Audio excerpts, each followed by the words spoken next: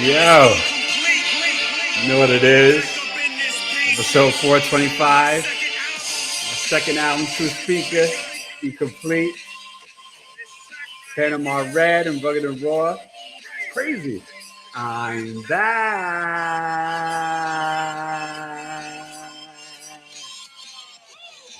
Truth be told, I took control because I knew Santa Claus couldn't save my soul. If you had the cards hot, I had the holes since I was 9 years old. Trust me when I tell you, the next kid would fold. More than just gold. Bullets over Broadway. It went down the Harlem Raw way.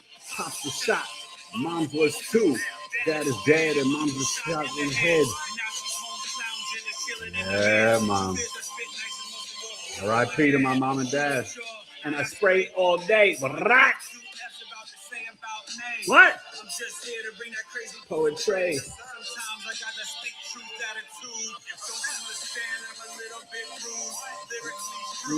Switch up my mood. Now I'm just on my bad attitude. I know why I said that. I don't got a bad attitude. All right. Here's the game. Yeah.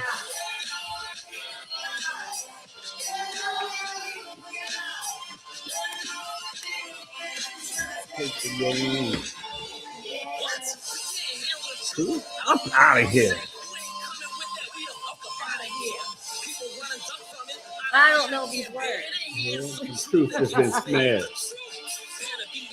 Need it for that. Money with that. Letters on the run. Who is it? Panama Red. Ah, that's right. My boy. I miss him. Yeah.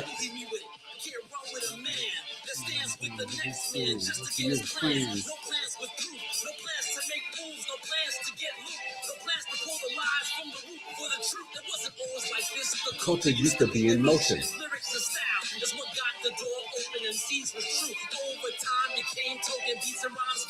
I'm just in the mood. I got to give you the whole joint because sometimes I just cut them off, but you don't get to hear everything. You do tonight. Yeah. Good one.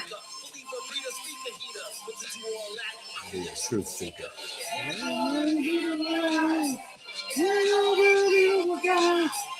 Now, this is Ozzy Osbourne, right? You didn't say that. Oh, I'm sorry. You never get what it is. No, I don't. I know, I'm sorry. I know. Conceptually, like, Conceptually, you just cannot say that or say it. Okay, well, Empty potential. Rugged and Raw.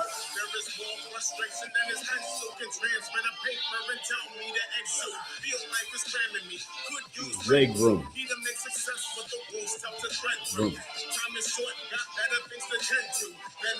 Out of my way to impress you. Calling for God. I'm not a happy person. I just rhyme a lot. From a broken spirit. This is my cry for help, and I hope you hear it. Woo! Rugged and Raw bodied this, yo. This is my cry for help, and I hope you hear it. What? True Speaker. And guess who heard this? Just Ice, the legendary hip-hop MC Just Ice. And he loved it. And he was like, that's you? I was like, yeah. He was like, that's tight. Thank you, Just. You get that stamp of approval from a hip-hop legend, you don't really need it from anybody else. All right?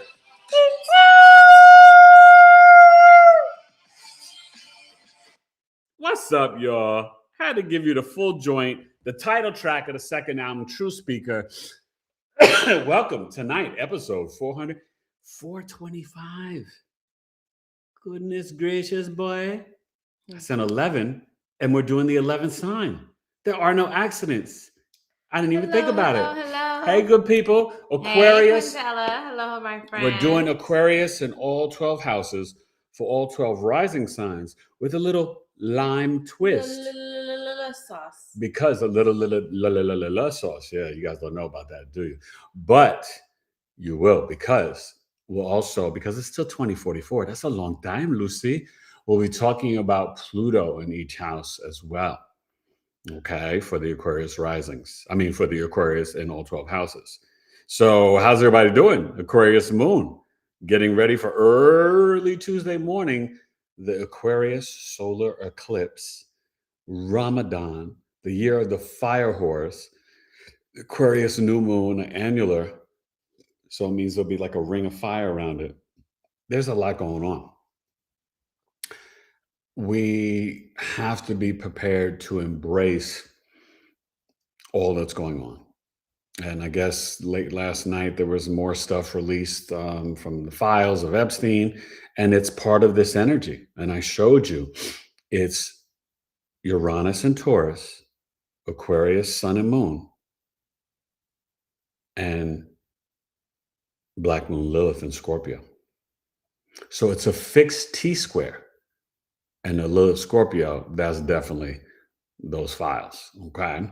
But you know me, I want to focus on the positive and the high vibrations because that's where we need to be. We don't need to be caught up in all that because we don't have the judicial or legal power to arrest the people that need to be arrested. So we've got to focus on ascension, love, authenticity, gratitude, and joy, and part of building the new earth and new reality.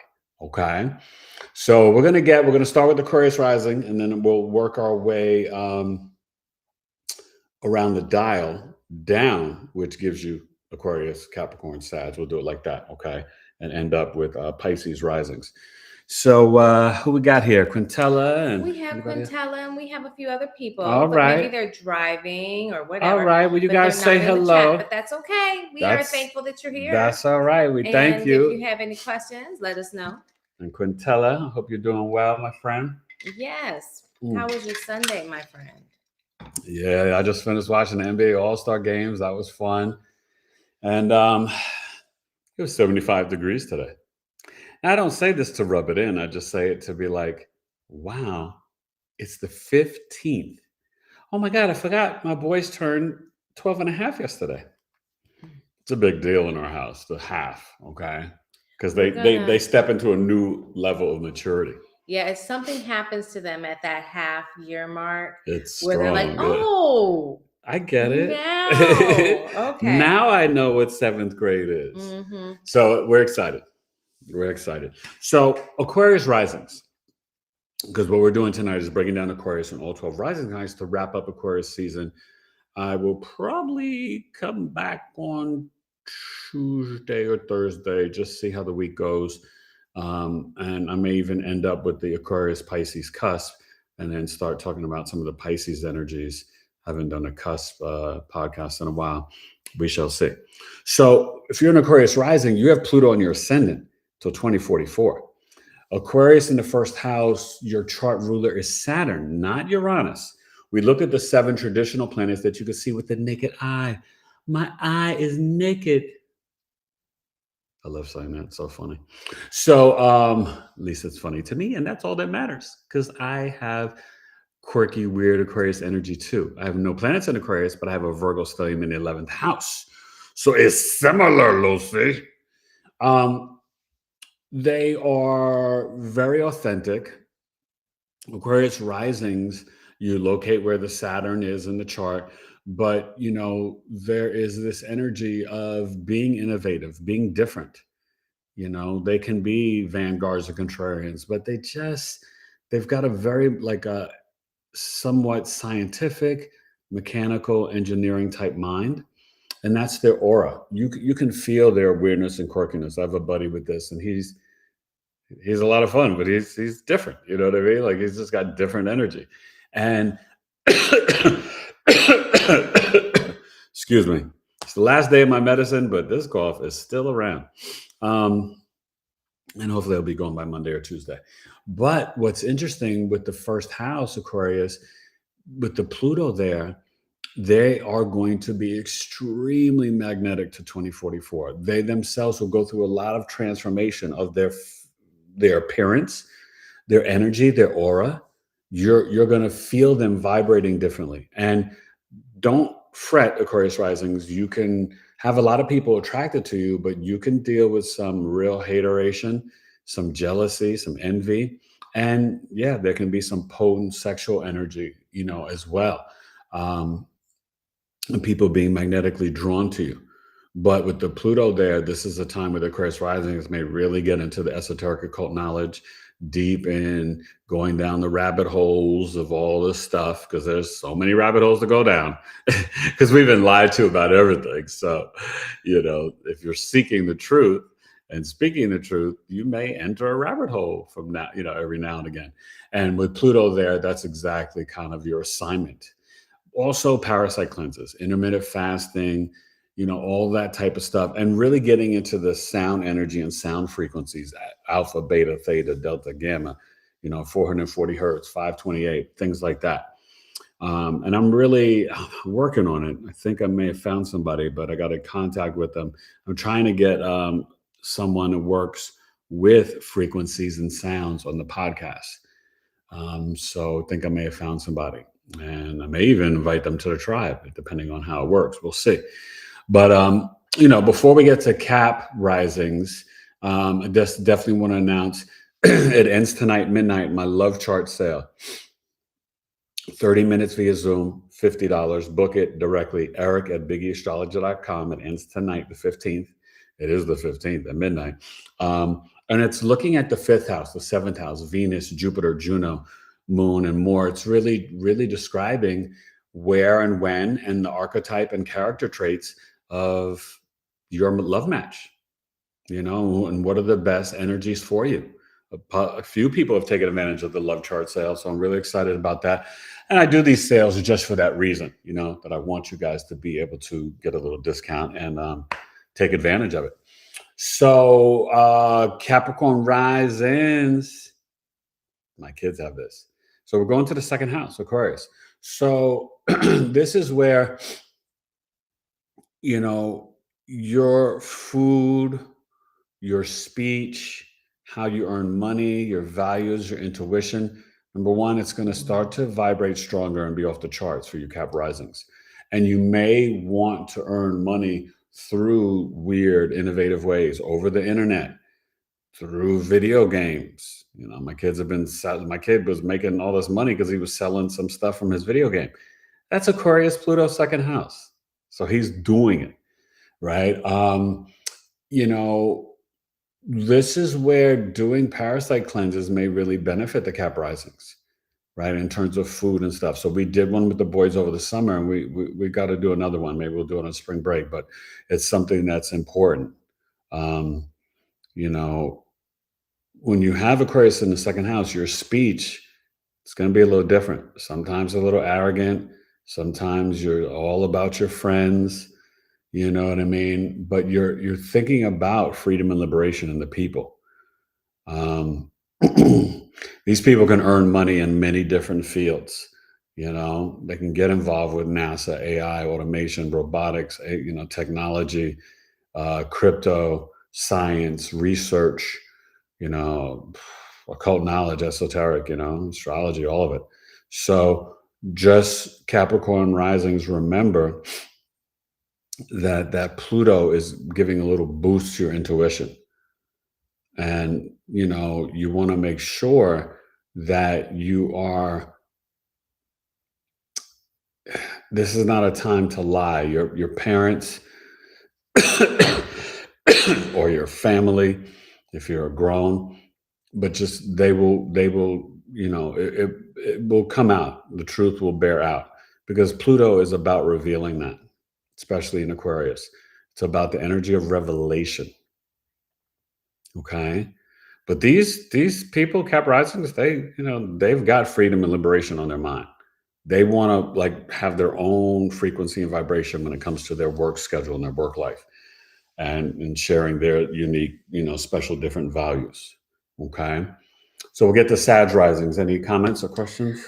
Quintella had a wonderful Sunday. Our All boys right. are having a sleepover, so that's been good. And I'm probably going to go grab my computer because I'm coming closer and closer to reformatting this whole book. Yeah, it's been a lot, but I've added more stuff. So every time I do this, the book gets better. Bigger, better, stronger, and much faster. So I've added stuff. So So I think I'm going to go grab that, and you need to hop in. And the I next think thing. this week we're going to announce my course. Oh, yes. Basic Foundations of Astrology, 10 weeks. We're going to figure out the pricing, have an early bird sign up and just the regular pricing, but we are I think it's time. It's definitely time. Yeah. And we're going to do some video. I want to do some video. I want We to gotta really figure make a that out. nice video. Yeah, I don't know how to do it. Because we're going to turn this course into a downloadable thing that people can, download and take the course on their own. Yeah. That's the next step, right? That's what everybody's supposed to do. The next step. All right, Sag Risings. I don't know if Mama Mist is here, but this is for her and my mother-in-law and one of Lena from Stars and Cards. Oh, go check out Stars and Cards Lounge. We got a new video up today. Go check out our channel and subscribe. Really a lot of fun, breaking down the astrology and tarot, and we had some fun things on there. So go check that out. We broke down the 12, all the signs for the year of the fire horse, like what they should be doing. So that's kind of cool. Sag Risings, you're dealing with Aquarius in the third house. So we're talking about elementary school, younger siblings, cousins, transportation. You may have loved rollerblading back in the days. You could be in Waymos or Ubers. You may have a hybrid car or a Tesla or electric car. You could be a little detached from your mom as an adult. Maybe you and mom were tight as thieves or whatever. I forgot my brain. I'm not gonna lie. This medicine has me tired. I'm just tired today. I don't know what it is. But this is the last day of the pills, so hopefully I'll be goody good when I see you again live on probably on Tuesday. So there needs to be, when it comes to your reading and writing and communications, you're going to be innovative and think outside the box. These people may use a lot of chat. They may use a lot of audio or voice recordings.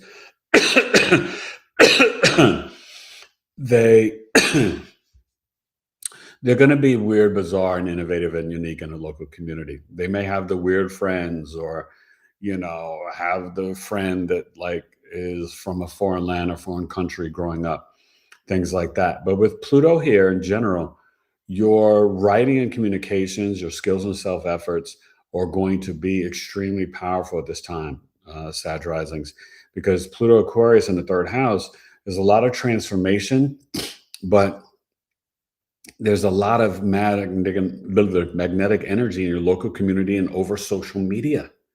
So this is where you could show up differently at a different frequency, different vibration, maybe have a yellow light or a red light or, something that's genius, innovative, weird over social media and how you communicate with others.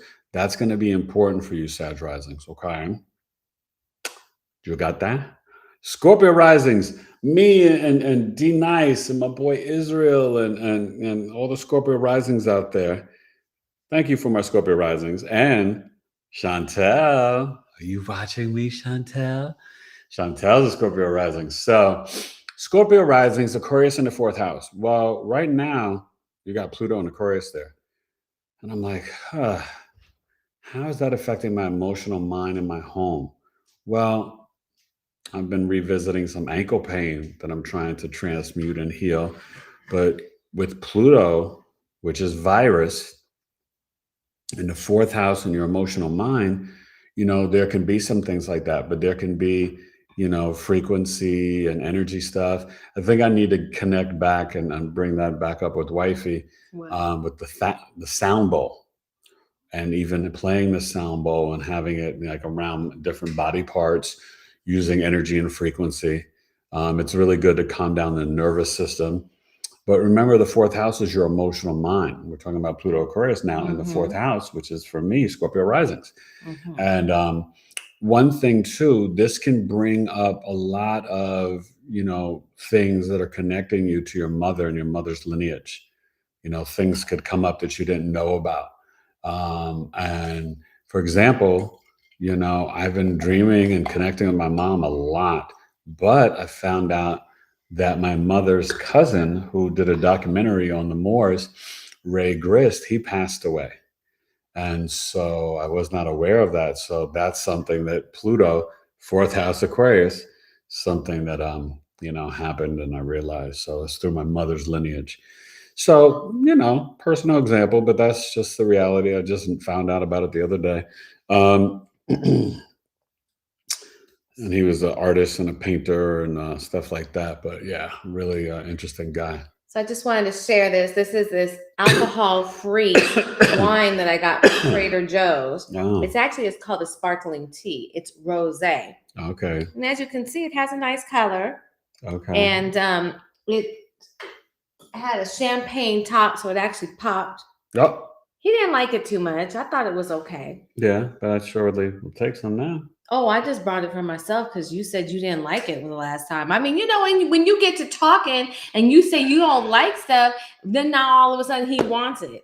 Actually, that's okay. I'll do without it. You know what? I'll do it. No. Take a sip. Here, have a sip. You want a I'll sip? take a little tiny sip. Okay, see, he talks all this trash, but then he wants it. That don't make sense. Mixed messages. Because it doesn't taste as good as our adaptogen drinks are actually better. Way better. You know what this tastes like? Like a fake Moet. That's how it reminds me of. So let me finish up. Because it has no alcohol in it. I know, but it's similar to it. So it doesn't, see, the adaptogen doesn't try to be alcohol. It's just like, I'm an adaptogen. It's authentic. It's Pluto Aquarius. It's not like, oh, I'm a Libra trying to be Pluto Aquarius. That's what that is. You like the astrology analogy? Okay. So let's finish up Scorpio in the fourth house. I think there can be a lot of things too where you can tap into the spiritual realm for calming down your emotions and your emotional mind. Breath work, meditation, the crystals, the sound bowls, very beneficial for you guys at this time, Scorpio risings.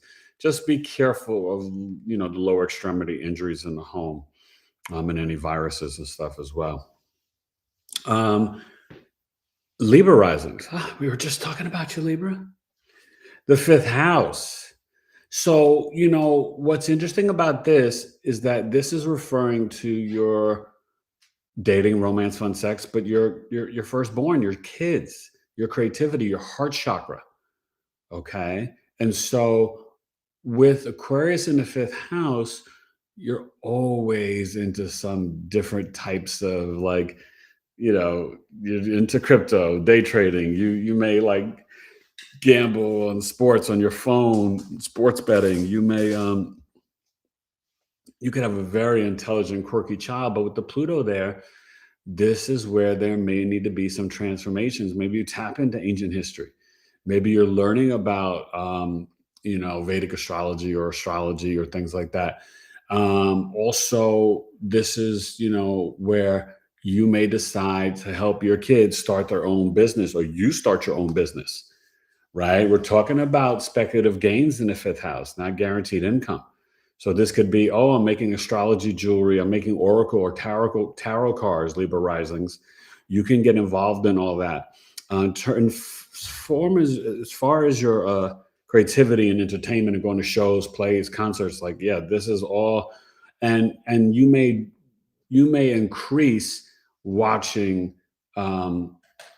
the streaming services or YouTube in terms of learning, right? Because the fifth house is education. Don't forget that. Eighth house is higher education, more like your master's and PhD. But the fifth house is high school, college years. So there can be a lot of transformative energy there as well. And if you're young with this, just be mindful in terms of that first boyfriend or girlfriend, that they're not possessive or manipulative or controlling or abusive. Pluto can get into stuff like that. And even if you're a grown up and you're dating and you're single, and you're back in the Libra risings dating, just be mindful. Okay. But there could be strong sexual energy, you know, for you Libra risings with an Aquarius sun moon rising as well at this time. Virgo rising. Got a kid with this. Capricorn, Virgo, and Gemini rising kids. But the Virgo rising, we're talking about Pluto, Aquarius in the 6th house. Does anybody watching have this? Comment in the chat or whatever. Wifey will be back in a second and read the chat. For Virgo risings, we're talking about the 6th house of your work, alarm clock, and the daily routine. Got to keep a schedule. Your coworkers, your bosses, your health, your hygiene, sicknesses, illnesses. And Pluto is virus.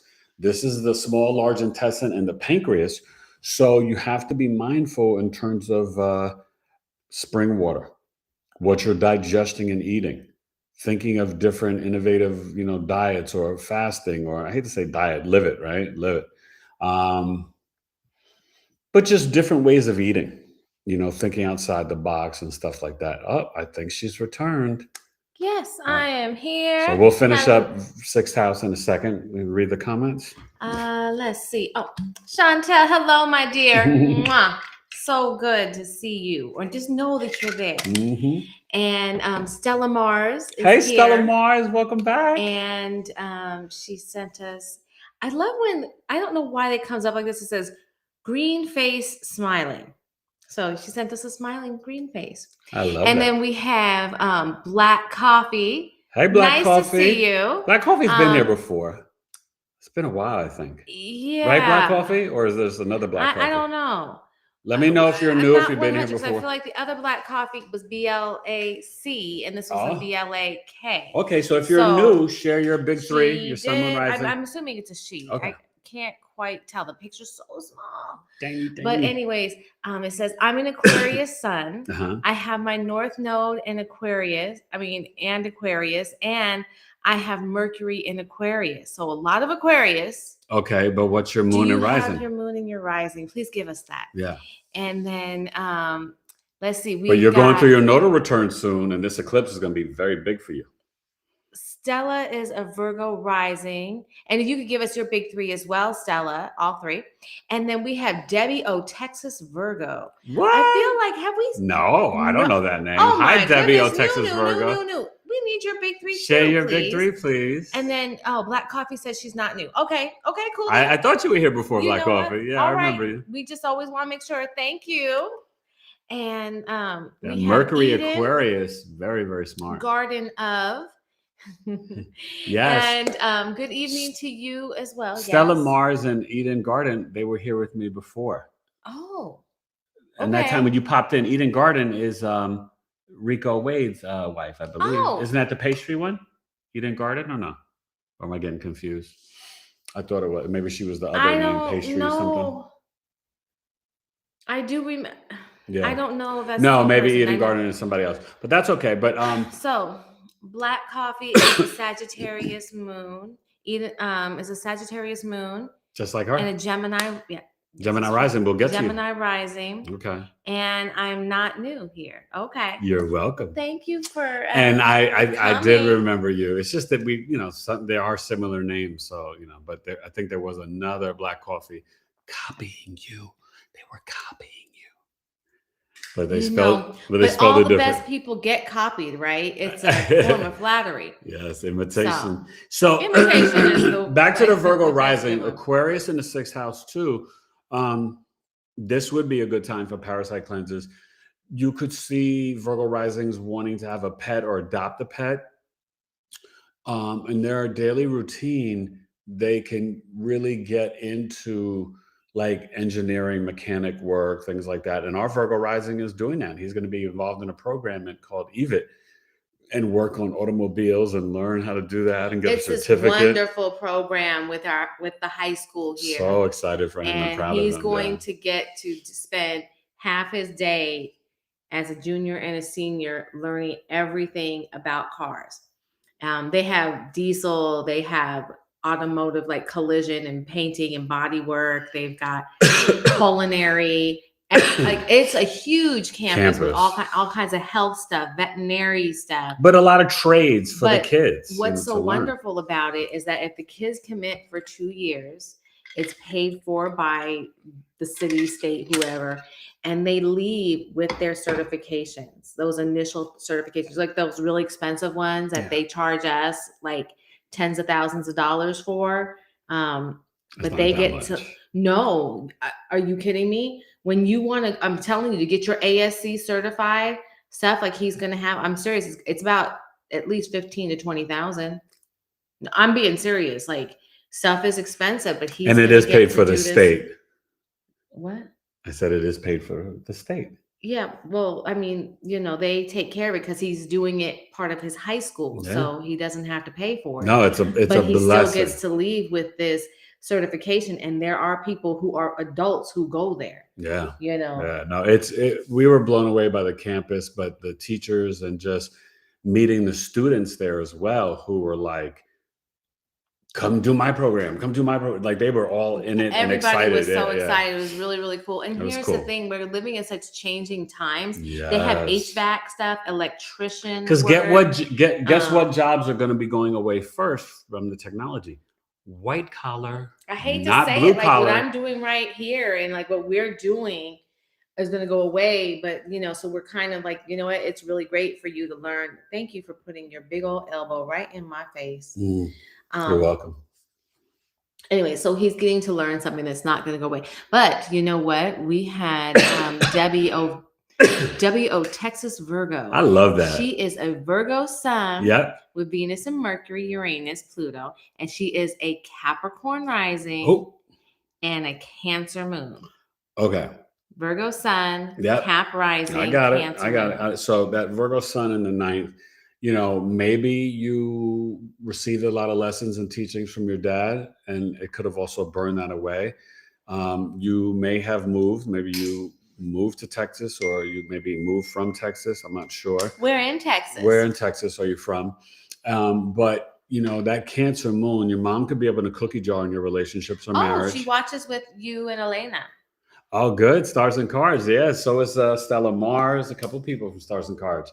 Did you see our new episode today? Hopefully you enjoyed it. It was really good. Check that out. And we'll be coming live next Sunday, Stars and Cards Lounge. So check that out. And we'll probably be a little earlier. I think because we're trying to we got a lot of people in Europe. So we're going to come 4 p.m. Eastern.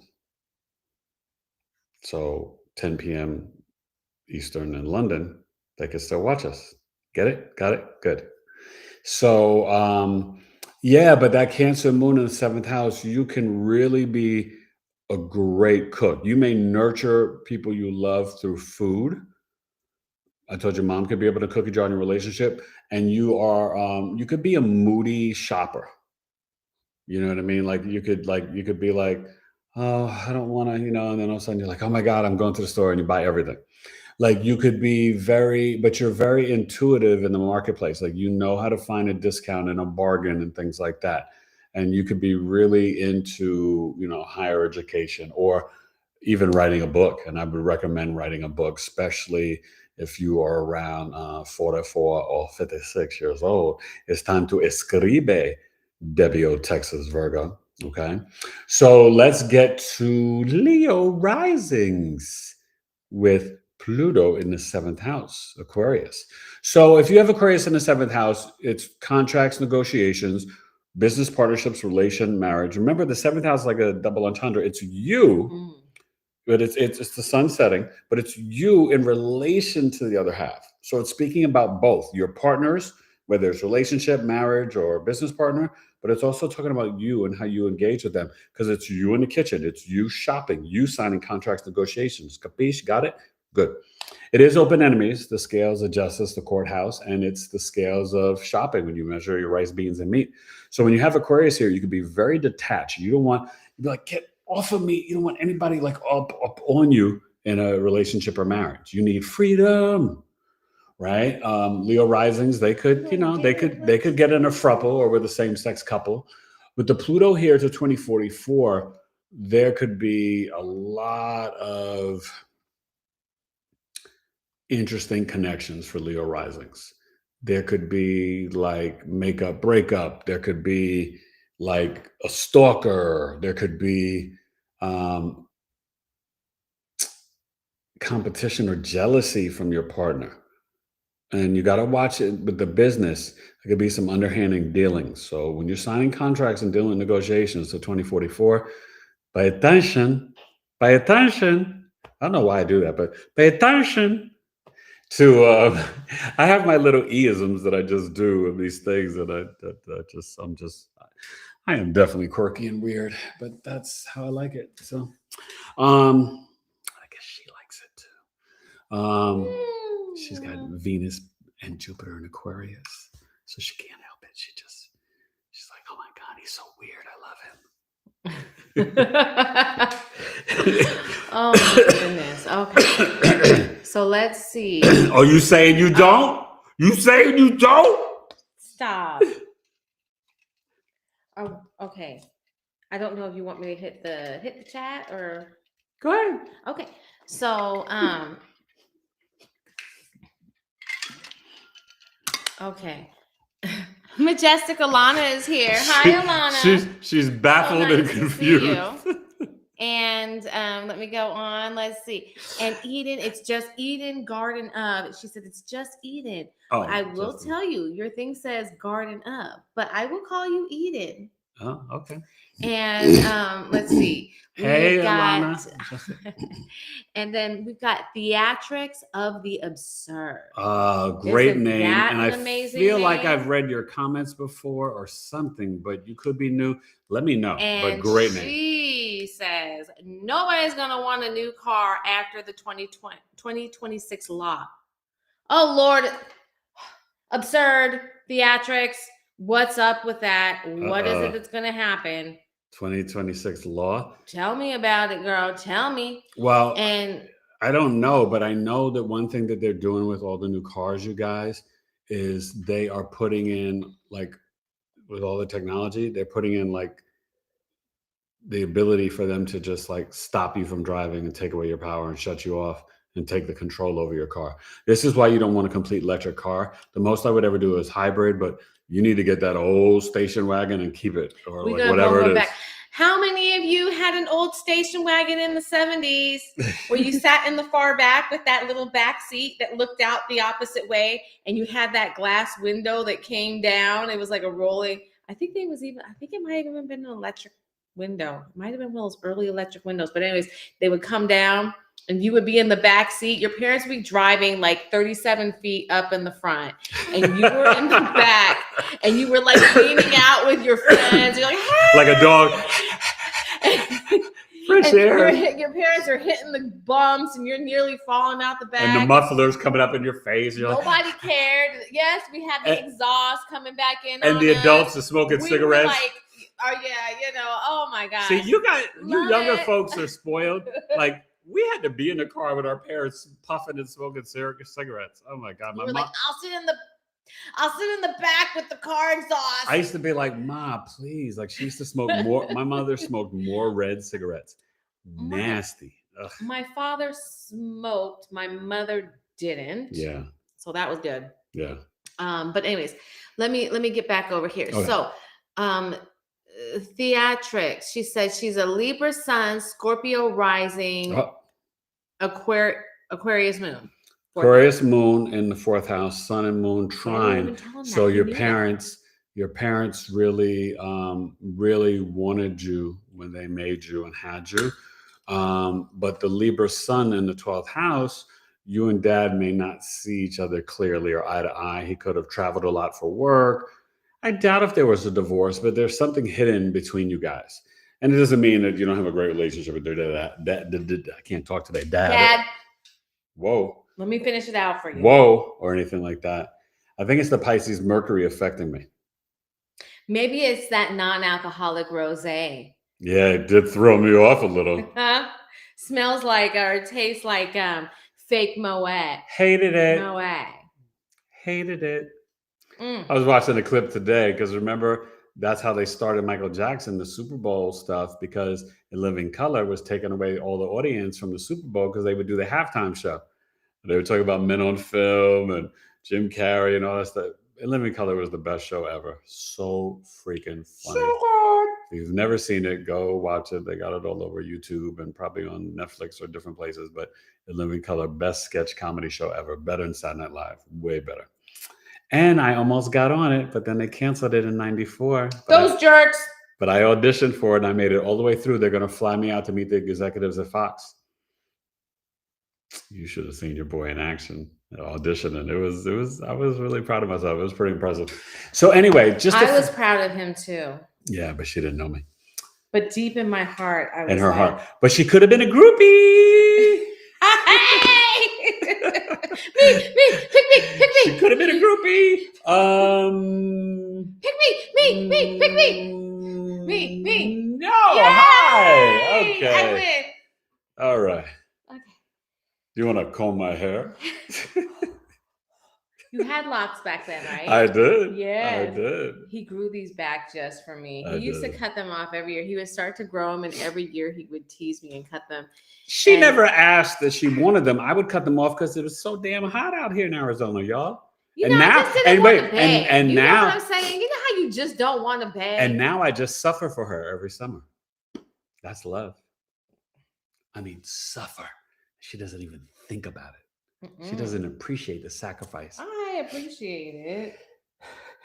Oh, Bless you. Oh excuse my me. God. So let me finish He up. sneezes so hard. He's the hardest Oh, sneezer my that I've God. ever. I actually No. hurt like body parts Like sometimes he when I does. sneeze. He I used to make scare the- William. I used to make the William babies would cry. start to Oh my cry. God. He would cry. He would get so scared. William would and look at you like, what the heck? Oh God, it was so funny. So Okay. finishing up Leo risings, also with Aquarius in the 7th house, you can be extremely innovative in what you sell in the marketplace. And remember the 7th house with Pluto there, Leo risings, you can get a lot of fame. You know, like Michael Jackson has the Virgo Sun Pluto conjunction in the 7th house. It's an indicator for fame. But just Pluto there, unless you are an Aquarius Sun with the Leo rising, it can definitely bring some fame. Just be mindful, like I said before, and I just want to reiterate this point because it's super importante. Please be mindful of the business partnerships, contracts, negotiations, and even if you get married. If you're a Leo rising with Pluto there to 2044 and you want to get married, you may want to just do it old school style and jump the broom and not do the legal. You know, trust me, I'm a big believer in marriage, but it's just a little, you gotta be careful, Lucy, with the Pluto there, okay? Cancer risings. Some ancients felt that Cancer rising was the original chart because you're born from your mother, the portal, right? Cancer 1st house, Leo, traditionally the father will go out to work, and then Aries 10th house, where the sun is exalted in Aries, 10th house, top of the chart. Capiche? Makes sense. A lot of interesting Cancer risings right off the bat. I just remember MJ. It's Michael Jordan's Cancer rising. So when we're talking about Aquarius in the 8th house, this is after the marriage. It's power, control, sex, intimacy, abuse, death and rebirth, the mortuary, the funeral home, doula, death doula, midwife, the letter boys, FBI, CIA, IRS, which may be gone in a year. We'll see. Yeah, we hope they're gone. Yeah. It's Santeria, Brujeria. It's occult knowledge, magic, tarot, numerology, gematria, astrology. Although astrology is more 11th house, but, you know, and then it's the things that are hidden. Occult is just hidden. That's what it means. But it's also what's hidden underground. Gems, crystals, herbs, minerals. Okay. And it's emergencies, sudden events. And the sign for you Cancer risings, Aquarius, Sun, Moon risings, they are attracted to you, Cancer risings. Doesn't matter what sun sign you have. If you're a Cancer rising, Aquarius, Sun, Moon risings are like, hey, can I get your number? So at this time with Pluto there, you're really going to get into being the doula, death doula, midwife.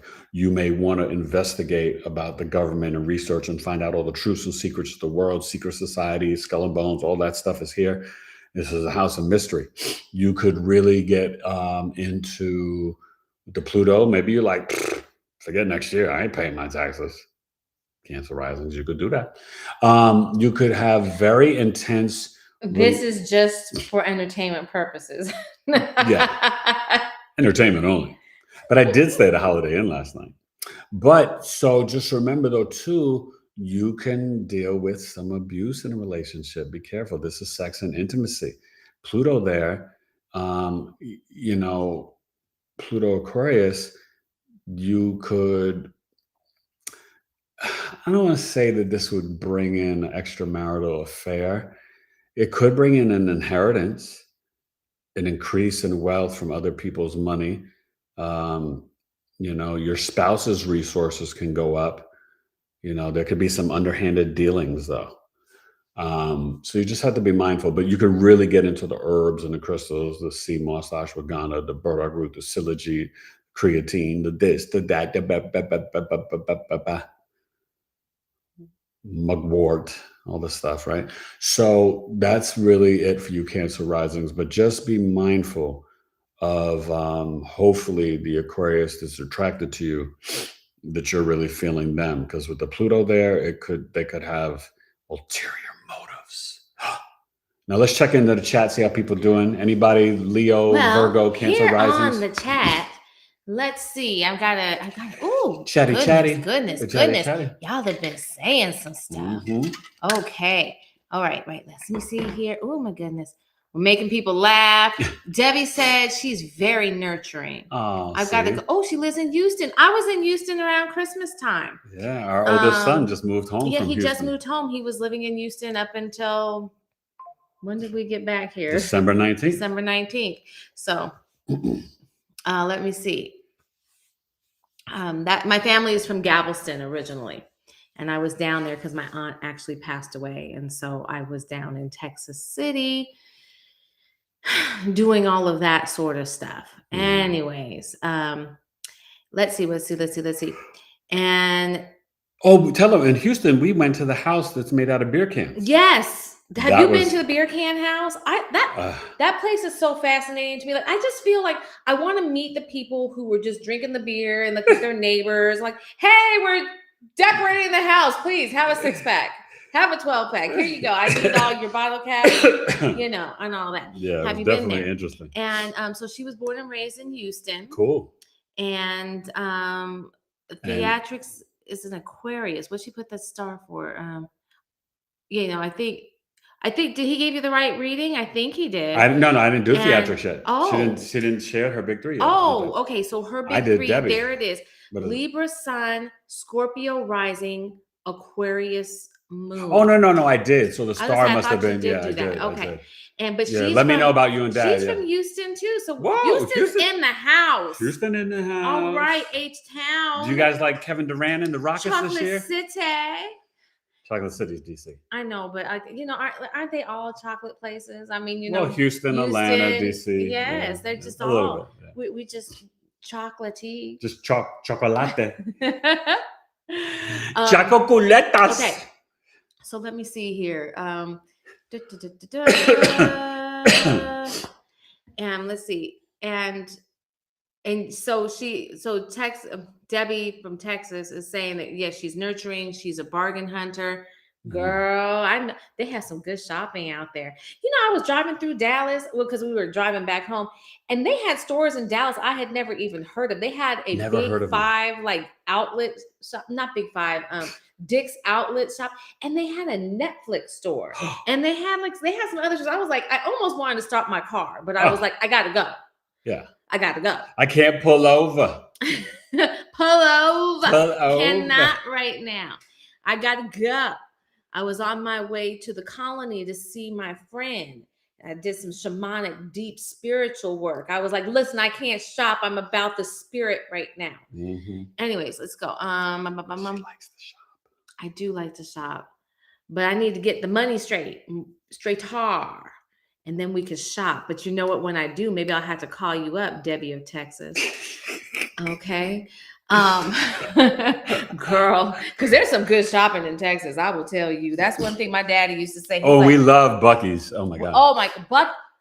They're bringing a Buc-ee's here. Yeah, we can't wait to Buc-ee's to come to Arizona. Oh, I love Buc-ee's, and they're potato chips. Oh my gosh. Anyways, let's get back to the chat. Yeah. So we have SRZ. And they've let us know, SRZ. Okay. Hi, SRZ. I think you're new. You let us know that you're an Aquarius rising, but give us all three. What's your please. sun and moon? And we did Aquarius rising first. Let's see what else. Very magnetic at this We time. got the folks laughing. And we have, let's see. Okay, so Theatrics of the Absurd, she said, it's the tracking device will be on new cars, a breath detection for DUI. Yep, just what you said. Yes, you know, it's like this catch-22, right? Switch. Because I kind of feel like, yes, we don't want people who are drinking behind the wheel. So that sounds really great. And you're going to have everybody vote on it because of that. But see, here's the thing. What if that thing's broken? What if they go, you know what, we're now going to also, because we're analyzing, because you can analyze more than just alcohol from the breath, right? So now we're going to go, oh, are you not vaccinated? We're not going to let you drive. Are you, you know, there's all these different things that, you know, they can deduce from our breath. And it's just going to get more and more. So it's a slippery slope. You have to go to jail because you haven't brushed your teeth in 3 weeks and you have the dragon. Yeah, they're like, oh, your breath is too bad. You might go someplace and offend somebody. You can't get in the car. All right, so honey, let's before we finish it. Before we finish with the chat, let's get the Gemini rising. Oh, Gemini. So Gemini rising, which we have a few here, Aquarius is in the 9th house, right? And so when it comes to your wisdom, beliefs, and philosophies, higher education, you're going to be a little different. You're going to be a little detached from what maybe dad taught you, or, you know, like maybe you don't want higher education. Maybe you're like, I'm going to learn, you know, I'm going to learn astrology. I'm going to learn tarot, human design. But with Pluto here at 2044, it's a good time for you to write a book. It's definitely a good time to travel or move. And there can be a lot of transformation and transmutation about your beliefs. You may release some old beliefs and ideas and philosophies as you learn better, you do better, right? And so that mantra could be strong for you, Gemini risings. Obviously, you know, Uranus is coming April 25th and it'll be trining that Pluto. So that's going to be a big shift and change for you around your abundance, fortune, beliefs, your aura, your identity. Big changes for Gemini risings. And that Pluto's a part of it in the 9th house too. So definitely you may want to start sharing your wisdom about the esoteric occult knowledge more too. Remember, that's your grandchildren. So you could literally have an Aquarius grandchild, the 9th house. And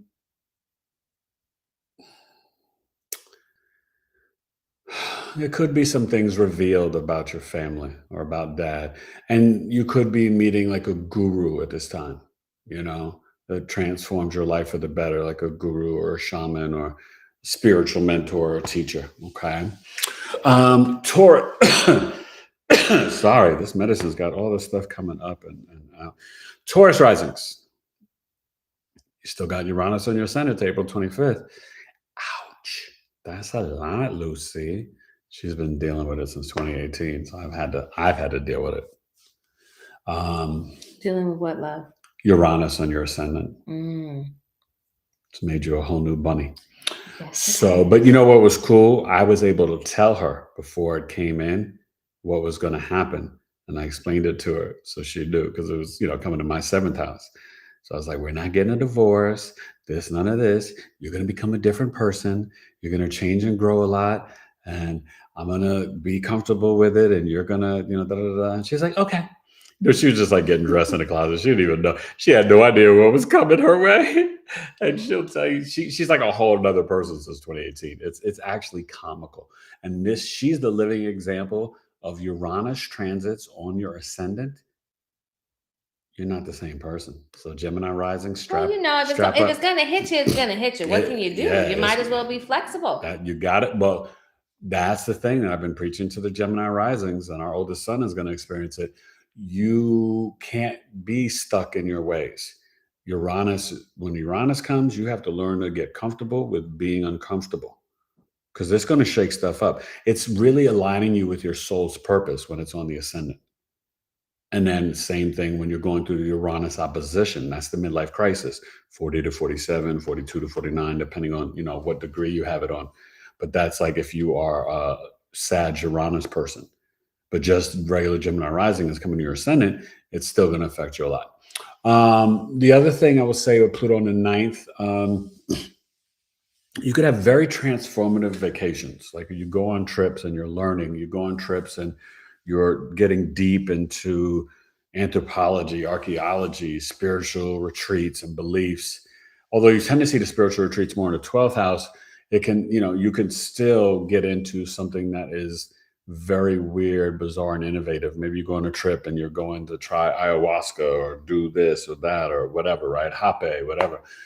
These are the types of things that can happen for Gemini risings, okay?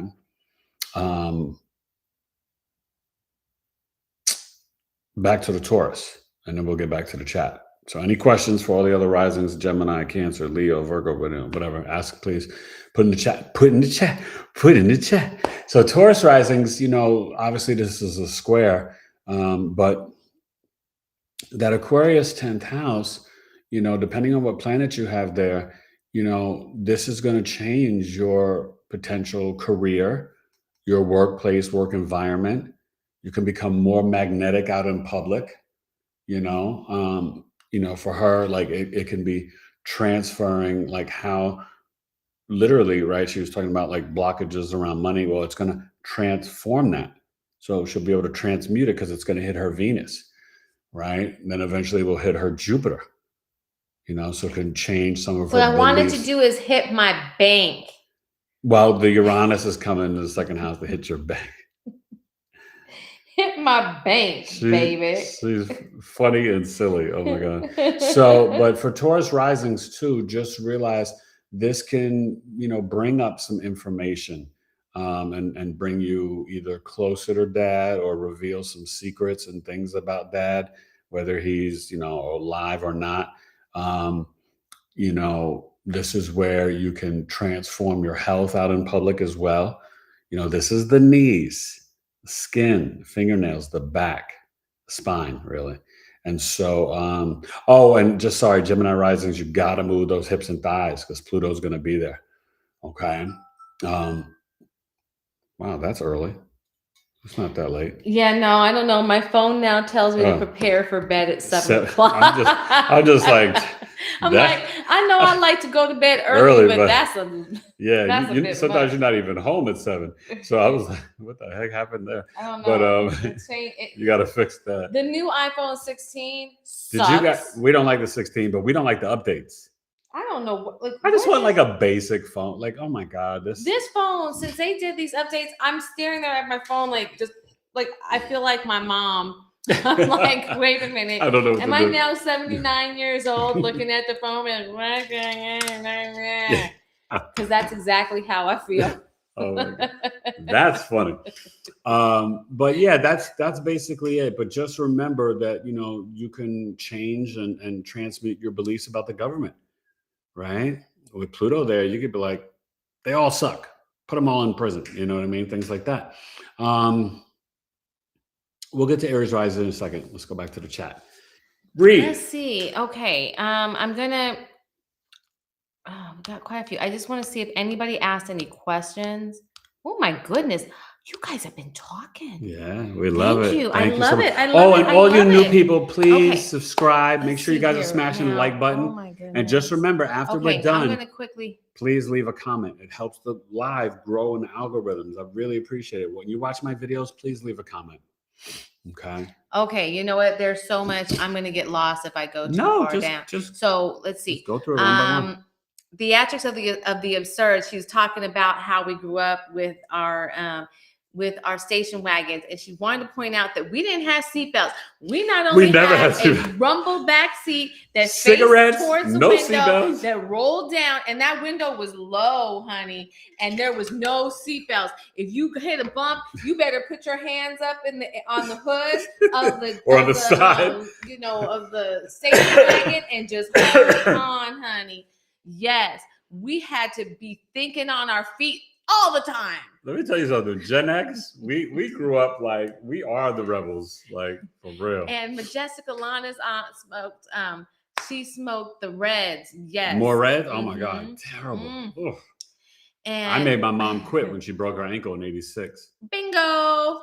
And I don't know it, but I know that has something to do with something back in the day. Let's see now. Debbie said she grew up when kids didn't wear seat. Yeah, we didn't. Like it wasn't even a we question. were like seatbelts, like what? I could hold myself, not even understanding like whatever, all the physics around that. And we surely didn't wear helmets with bicycles. Oh my God. I remember when I was a kid, I got my bike and I had just learned how to ride and I took it across the street. There was an elementary school across the street from my grandmother's house.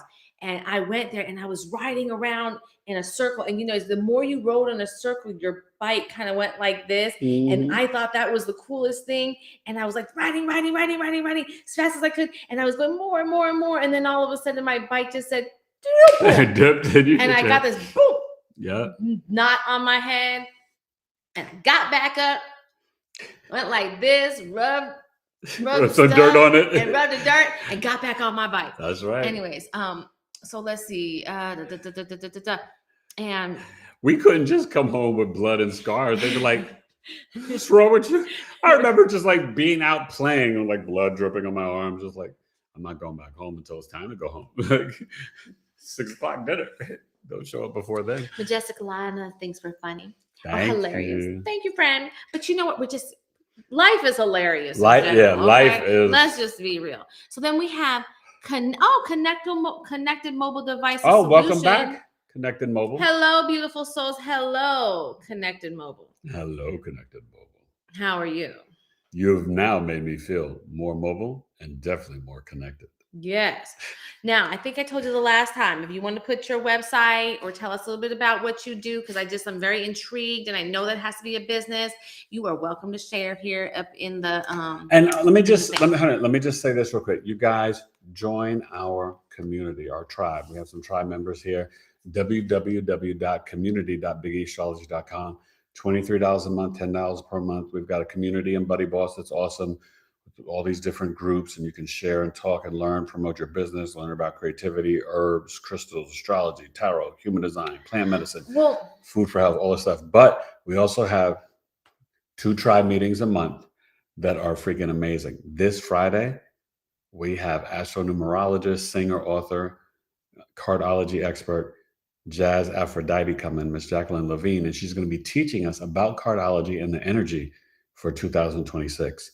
It's going to be outstanding. This Friday coming up, 7 p.m. Eastern. You can also sign up for the newsletter. We got a newsletter, I think, coming out tomorrow. And just a lot of things happening and moving. But the tribe is each meeting. This is our 18th meeting. Mm-hmm. So good. So the tribe is so great. As he said, we have these live meetings. Those are just phenomenal. And the community that he's talking about, it's really a place for you to talk. If you don't talk, there's nothing going on there. Unlike other people who they just give you content. We want you to give us content. We want you to talk. Well, it's about everybody sharing because it's our community. Yeah. Here's the thing I feel like, okay? We are becoming a society that is dependent on what people give us. Consumers. We have to be creators. We're trying to make creators out of everybody. And in order to do that, everybody has to understand their voices, their opinions, their thoughts matter. We need to share. We need to value it, and you're important. Yeah. We're becoming this society, and I'm sorry, I'm going to get on my soapbox for just a minute, where it's like, if it's not given to us, we don't know what to do with it. We don't even know how to communicate effectively with each other. Be quiet. But you know what I mean? Like, I was doing the communication. Yes, I know you were. Okay. Oh, I know. I was just saying, because sometimes that's what I feel like doing with certain people that I see on social media. You know what I mean? And then you see these people in the chats who will say all this crap that they would never say in face to face. Nobody's just forced to have to think through what they're going to say in a way that might win people over, or, it's all about clicks and stuff like that, but it's not about how do we really make connection and And that's an why agreement with but I things, love right? that's why I love connecting with Anyways, you guys live here. And I'm not giving you like clickbait and oh my God, learn about Aquarius because you could end your life this month. You know what I mean? No, I'm just giving you the nuts and bolts of astrology. We're giving you entertainment. We're funny. We give you education, right? Like Harris won edutainment. But I'm about the truth. The truth shall set you free. Go ahead. And so let's see.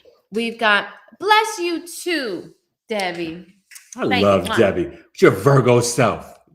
Debbie, reach out, book a chart reading. BigEAstrology.com. Hey, this is free. PHREE. Free 101. And they add these numbers at the end. So I don't know if you're free 101, like that's what you chose, or if it has the number, if that's whatever. Anyways, Hey y'all, y'all are amazing. Oh, thank you. She is an Aquarius rising, a Venus moon, and a Cap sun. Break it down. No, you didn't say it right. You said Venus moon. That's not. Wait. Okay, wait. No, it doesn't make sense. Wait, hold on. Let's back it up. I'm sorry. He can't break it down if it doesn't make sense. If it don't make dollars, it don't make sense. Anyways, let's see. Aquarius rising. What's the sun and moon? Cap sun. And maybe it's a Venus moon. Okay. Cap sun, Venus moon. Oh, yeah. Okay. No, it's not a Venus moon. Venus is a planet. Oh, yeah, that's right. You're right. So let me know what your moon is. Sorry, that took me a little bit. Let's see if she's caught herself. Taurus or Libra moon, is that what you're saying? Oh, she's laughing. Oh, wait. Cap sun. Wait. Cap sun and Mercury.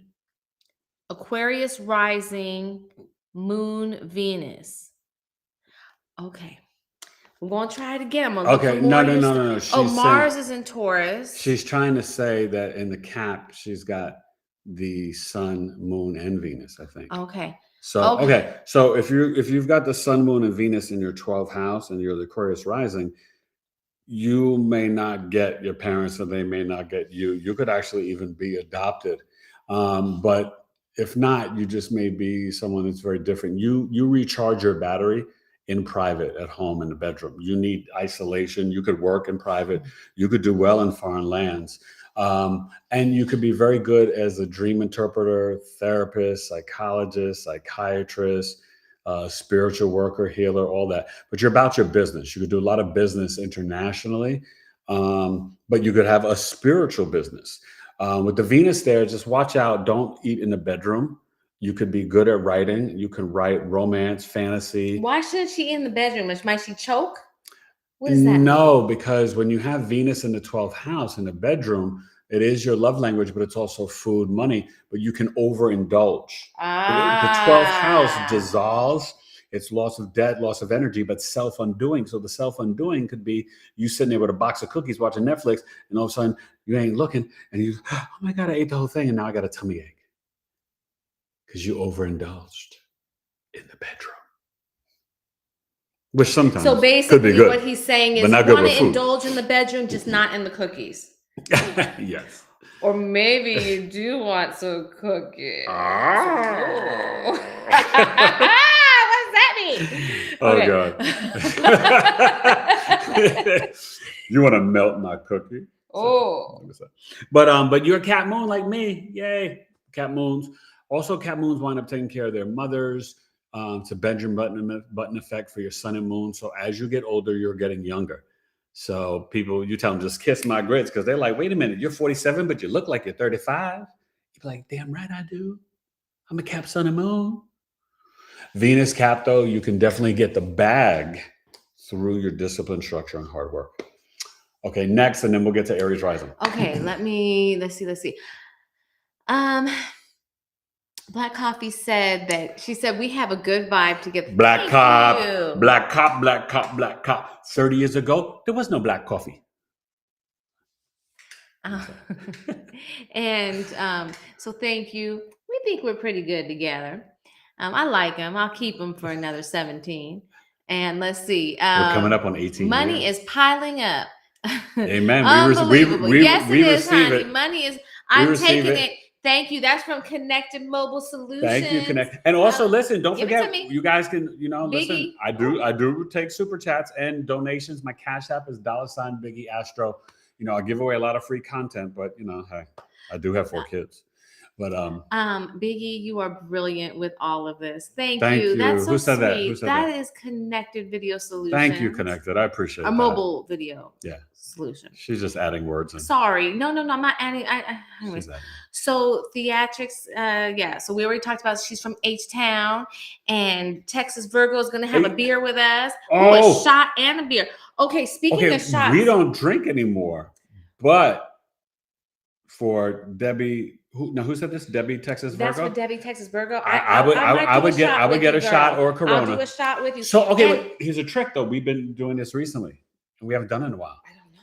In the morning, you can have a shot of tequila, and it helps. What's it help with again? It helps with parasites in your gut. But you know what? We're really supposed to do it on the full moon. Yeah. And if we wake up at 3:00 in the morning and we do a shot, a 2-ounce shot, the parasites will shoot out your butt. They're like, no, don't get me on the full moon. And I'm like, get out. Get out of here, parasites. So we're going to try it and we'll tell you all about it. You have no domain in my stomach. Yeah. Or in my butt. Get out. Get out. Get out. Anyways. Sort of like the movie. So we will definitely be doing a shot with the full moon. But the new moon is what's coming up on Tuesday. What we did is when we were both hitting that flu thing, that was kind of like I don't know. Yeah, I've been sick for 3 weeks now. It's the COV of the 26th year. Anyways, let's see. It says, yes, you did do the reading. Thank you. Oh, thank you. That was theatrics. I'm sorry. Thank you, friend. Theatrics? I did her reading? Yes, you did. Oh, and then Debbie said, my Mars is in Leo, Cancer, Jupiter, Pisces, and Saturn. Oh, Cancer, Jupiter. You're going through your Jupiter return. That's good. So you could be very nurturing and caring and supportive, and your emotional intelligence is like, mwah, to die for, darling. So let's get back. We'll get back to you guys in a second. Aries. I'm about to say April. Same thing. What do you guys think? Like when you feel into your intuition, what's the real new year? March 21st or April 1st? Because some people say when you really move the calendar to 13 months, 28 days apiece, that it would make the new year really would be on April 1st, which is why they created April Fools. Makes sense. Either way, I hope you guys all know, no New Year's resolutions, and the real New Year's not January 1st, second week of winter. Ain't nothing new. It's decaying and dying. But right now I'm at the place where I celebrate it on the equinox on the 21st, but April 1st resonates too and makes sense. So I was just kind of curious what you guys think if you had a vote, the 21st or the 1st, 21st or the 1st. Well, I would say based on the way that these people have just been flipping and dipping and twisting everything probably around. April Fools is probably that day. Yeah, because they're like, proud of it. You fools. Jinx, buy me a Coke. Yeah. Anyway. Jinx, give me a adaptogen. Get you an adaptogen. Okay, so wait, let's get to Aries. You leaning in. You got overly excited. Lean back. Lean back. I lean back into the Rockaway. Okay. Lean back. Okay. Are we aging ourselves? No. Lean back is. Okay. That's not that old. Lean back is only like 10 years. No. It's like 15, 16 years old. Well, that's not that long ago. That was yesterday. Listen, when you're over 50, 15 years ago, that was just yesterday. Okay, so April, I can say it again, April. Aries risings. Okay. So we're talking about oh my gosh. Lean Back was released in 2004. Oh my God, that's 22 years 22 years. Damn, it seemed like 10, 15 years ago. It was just like this. That's right, because 2004 is before I met you. Lean Back. Yeah, I remember that. Nothing good was in his life then. He was like, whatever. 2004. Don't talk about it. No. Don't talk about it. I don't even remember anything. Watch your mouth. I didn't say anything. I know you don't remember nothing. I don't. That's right. So, anywho, no, 2004 was a rough time because that's when my mom got sick with the brain cancer. So, anyway, Aquarius in the 11th house. What's the 11th house? Well, it's associated with Aquarius. Don't get twisted on that. Some astrologers will lead you down the wrong path. The sign in the houses, they're similar, not the exact same. So you got to watch the main vein and maintain and go against the grain and stay dry in the rain. Between TV, film, and hip hop, the whole world would know my name. ERERIC.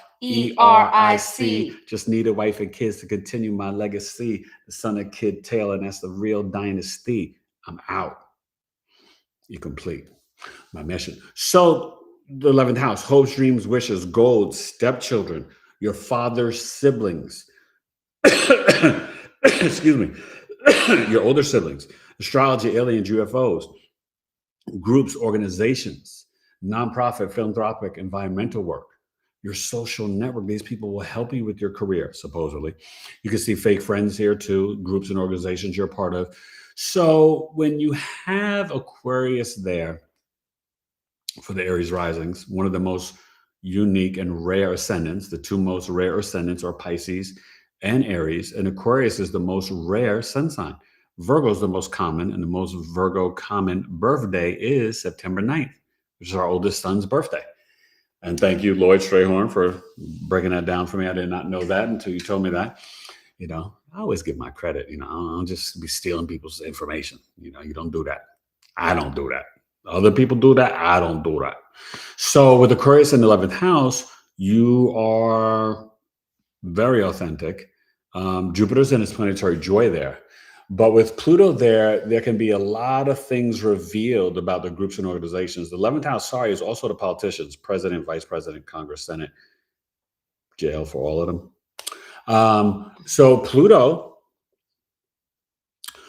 can definitely bring you a lot of transformation. You got to watch out for any injuries to the calf, ankle, Achilles, or shin, right? Those are all connected to 11th house and connected to Aquarius. So it's a double entendre.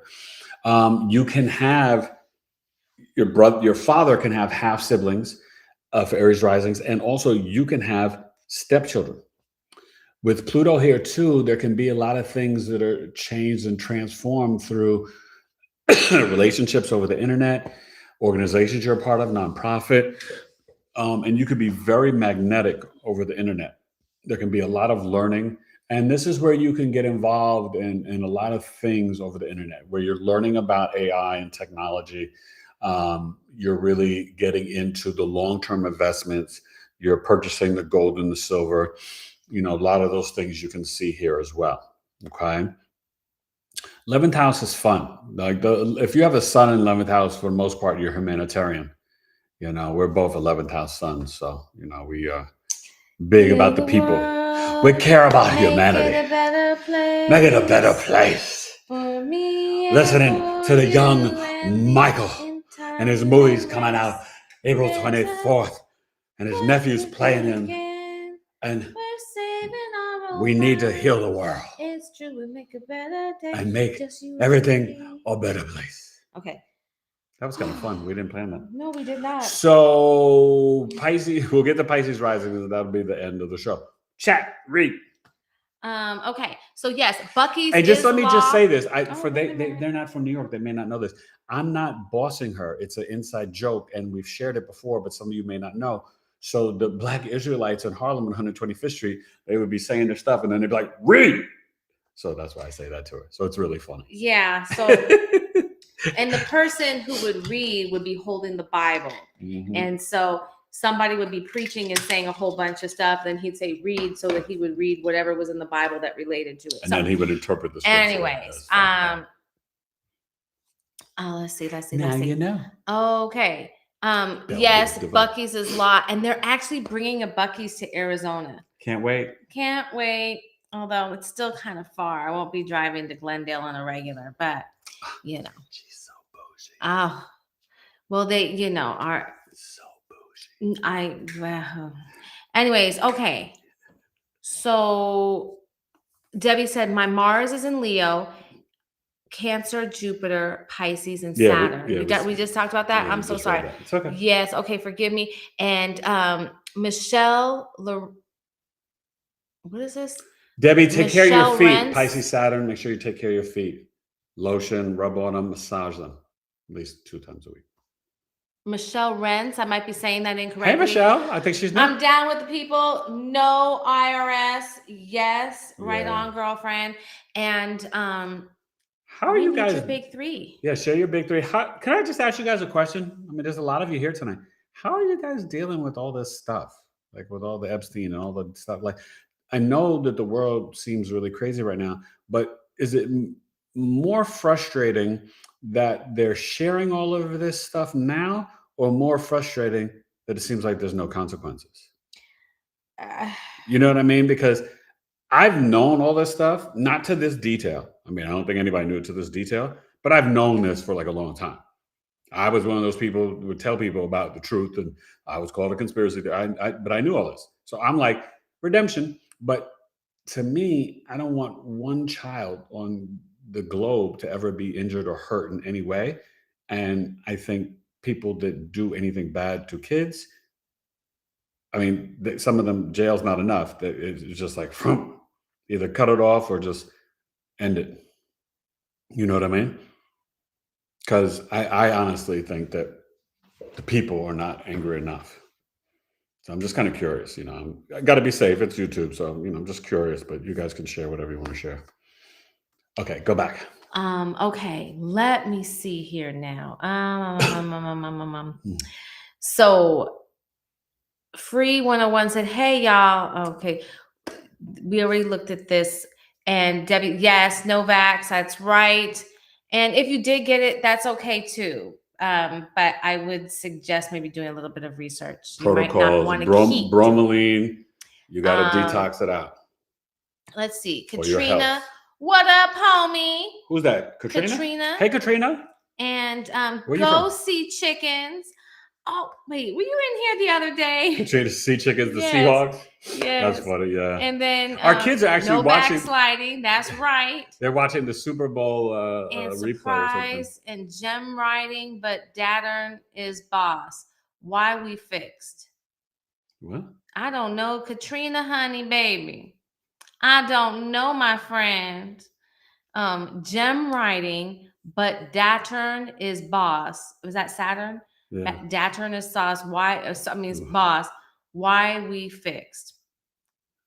And rising, LOL. Okay, girl, we're gonna have to meet in person for this. You're gonna have to come to a Zoom meeting so we can interact on like the live part. Anyways, and then Quintella said, I've been feeling it happening and I'm ready for Uranus. Bring it on, ascendant, descendant. That's right. Get ready. Then Katrina said, yes, you're gonna do great, Quintella. I wish I had my stolen freedom back. Yes, me too. You know what it is? I get to this place where I'm like, I'm one of those people where I'm like, how did you lie to us this much? And how did you get so many people to believe this stuff? Like you have so many people who are on this, thing where the Rockefeller school system, the program and the brainwashing. They're like, yeah, they're happy and proud of the fact that they work themselves to a bone and they go out of the way to say, I don't take anything from anybody. And it's like, no, they take it all from you. You take nothing from them. They take it all from you. And you're proud to talk about how you work yourself to the bone. And it's like, why isn't food free? Why isn't electricity? Why aren't these basic? Well, we're born on Earth. We're Earthlings. Free? Why do we have to pay to live? Why aren't they? Why do some people get to heaven and some people don't? Like, and I get it. Like, I still am in this place where I'm like, hey, you know what? For people who work, quote unquote, hard and but that's everybody works hard, like, or whatever, cool. But yeah, and that's what I want to point out. Let me tell you something. You don't think the people that work at McDonald's or deli work hard? So I worked for about maybe 4 weeks for Jack in the Box back in the day when I was in high school. Can I tell you, I have never had a job that I worked harder. Okay. I would get up, you would work, and then you get this half an hour break. I'd get up there and be like, you can have a free burger. And I was like, I'm so tired. I can't even eat the damn burger. I mean, like you were on your feet. Like I was working the front cash register, the drive-through, getting drinks, running the whole time. Mopping. I mean, we're talking by day 2, they were like, girl, get up in the drive-thru. Oh, you can go from the drive-thru to the cashier to the. They had her paint the walls. Everybody works hard. And that's the thing that bothers me. Yeah. I get Don't that. think because you have a suit and tie and you're in corporate America that you work harder than the janitor or somebody in Walmart. That's an insult. And that's a lie. It makes you feel better. You just have more education. Everybody works hard. We got to stop that. And we need people to do everything. Because let me tell you something. When our son went to this technical school, they're hurting for people. There's not people who are doing this. They need people for the trades. We're going to run out of people to fix our cars. We're going to run out of people to heating be our and cooling, electricians, plumbing. All of that stuff. And then what? Because I don't think that the CEO of whatever is going to be able to fix my car. Even his car, he won't be able, or her car. They won't be able to fix it. So what are we doing? What are we gonna do about it? Okay, let's see now. So let's see. Read some more in the chat before we finish with Pisces rising. And then super chats. And then let's see. Theatrics, how do you determine Uranus ascending and descending? Okay, so good question. Okay, so right now Uranus is in Taurus. Taurus, if you have a Taurus rising, that's the ascendant, the first house. Always opposite to the first house is the 7th house, and that's the descendant, right? That's you in relation to the other half. So if you, let's just say in your natal chart, you have Uranus, maybe you're in your 30s, and you have Uranus in Sagittarius. When it comes to Gemini on April 25th in the first house, you'll be going through the Uranus opposition. This is a time where you're going through the midlife crisis. Uranus is 84 years around the zodiac. Every 7 years, different sign and house. That's a 7-year itch in a marriage, the midlife crisis. Because what happens, what Uranus, I'm going to give me as a living example. If you are not aligned with your soul's purpose, Uranus will do whatever to get you along on your soul's purpose. For me, I had to get extremely sick with valley fever to wake up to remember that I'm supposed to be the astrologer. I was into teaching and sports radio and writing, and Uranus was like, no, Dodo, you're an astrologer. Wake up. And this is when it was in Aries in my 6th house of work and health and sicknesses. So I got sick to change my work. See how literal that is? And it was opposing my Uranus and Libra in the 12th house, which is why I have downloads and crazy dreams. And I dreamt about her, and I dreamt about 9/11 2 years before it happened. And I used to dream about women when I was in relationships. Uranus, Libra, got it good. And I visualize your charts at night before I meet with you. I mean, Uranus in the 12th house, I actually love having it. A lot of my dreams come true, but Uranus, if anybody here has Uranus in the 12th house, I think Debbie or somebody said they had it with the Virgo in the 12th house. Yeah, it's no joke. Uranus is no joke. And it really helps you to tap into the spiritual realm and get visions and dreams and downloads like, yeah, that's Uranus. Uranus, you guys, is Saturn, Kronos' father, and Jupiter's grandfather. It's higher consciousness. It's downloads. It's the god of the sky. It's Osiris from ancient Kemet. That's Uranus. Okay, so great question. Thank you. I love when you guys ask good questions. And any question is a good question. Just ask questions. There are no bad questions. Let's see. So Debbie said, I have Taurus in North Node.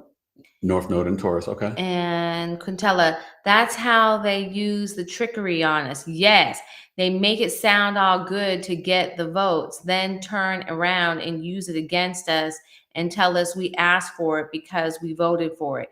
Exactly. And have you noticed nobody that you vote for seems to do anything? I don't care, Democrat, Republican, whatever. When was the last time that what they said actually came to pass? And maybe, and I'm not talking about just one thing. Take your elbow out of my face. Oh, did you guys hear that? I did. Did you hear it? It was like smack. Did you hear the violence? Smack. What did the 5 fingers say to the elbow in her face? Anyway. But you're so right. But you know, but this is the thing. they do the same thing my over wife. and over She's again. so And funny. how many times do they have to do this before we go, wait a minute? Well, I can tell you, You're joking. being 55, and I was into politics my whole life. Like, I mean, like, just the minute I turned 18, I voted. I will tell you that, like, I haven't forgotten. Everybody's lied. From the caucus to this one, to Bush, to this one, to that. Yeah, it's all, you know what I mean? And unfortunately, I think in a lot of ways, the country obviously was stolen in 1776, and prior to that, of the invasion, right, of the indigenous American Indians, which is the copper-colored people, us. But it was hijacked from the people in 1913, right, with the Federal Reserve and Jekyll Island and all that stuff. So, you know, that's why Kennedy was taken out, right? Because he was trying to change the federal note, right? Remember, Nixon took us off gold, but Kennedy was trying to get us, you know, off of the Federal Reserve and have, like, you know, us not be enslaved to them. And, you know, it's just, yeah, I don't want to talk about politics. It's just so terrible. It's shameful. And we've got to figure out something else. And that's what Pluto and Aquarius is about. You're going to see more truth. Do you guys conceptually, and tomorrow, make sure you check the channel. I'll be releasing from my amazing coffee talk on Friday night. I'm going to be editing and releasing the Saturn-Neptune conjunction in Aries. We are walking into a new world, you guys, a new reality. There's no going back. Pluto, Aquarius, Uranus and Gemini, April 25th, Saturn, Neptune, and Aries to 2028 and to 2039. But it's at the 0 degree. That's never happened. The last time they were together was 1702. And the last time we had Saturn, Neptune in general was 89, the collapse of the Berlin Wall. But there's no going back. 0 degrees is the first degree of 360 degrees of the entire zodiac. It's a new beginning. Right? And so what's Aries? Aries is the head. It's brave, courageous, the soldier, the warrior, the pioneering maverick, right? Saturn, Neptune is dissolving the reality, but it's dissolving the government. And we've got to put in a new system and a new government. But we also have to become more independent, brave and courageous, and more sovereign. It's on you. Each one of you has got to step up and become the tribal leader. That's why Chiron's there at the same time. God makes no mistakes, because we have to heal these wounds of knowing that we are the I am. We are, you see. Right? Contrary to popular belief, I am the head nigga in charge. Okay? And that's where we got to, you know, Joe Clark it. We got to Joe Clark it, y'all. Keep it real.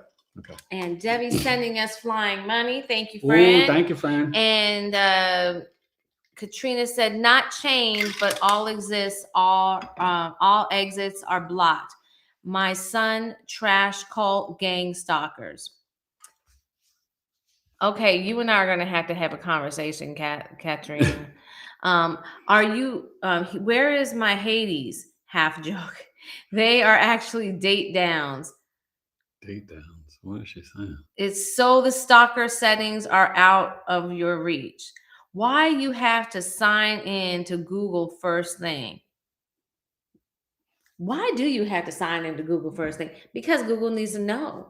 Because you're going to have everything in your whole house Googled out. They've got Google thermostats. Wait, I want to tell you guys, Google everything. But seriously, convenience is going to be the death of us.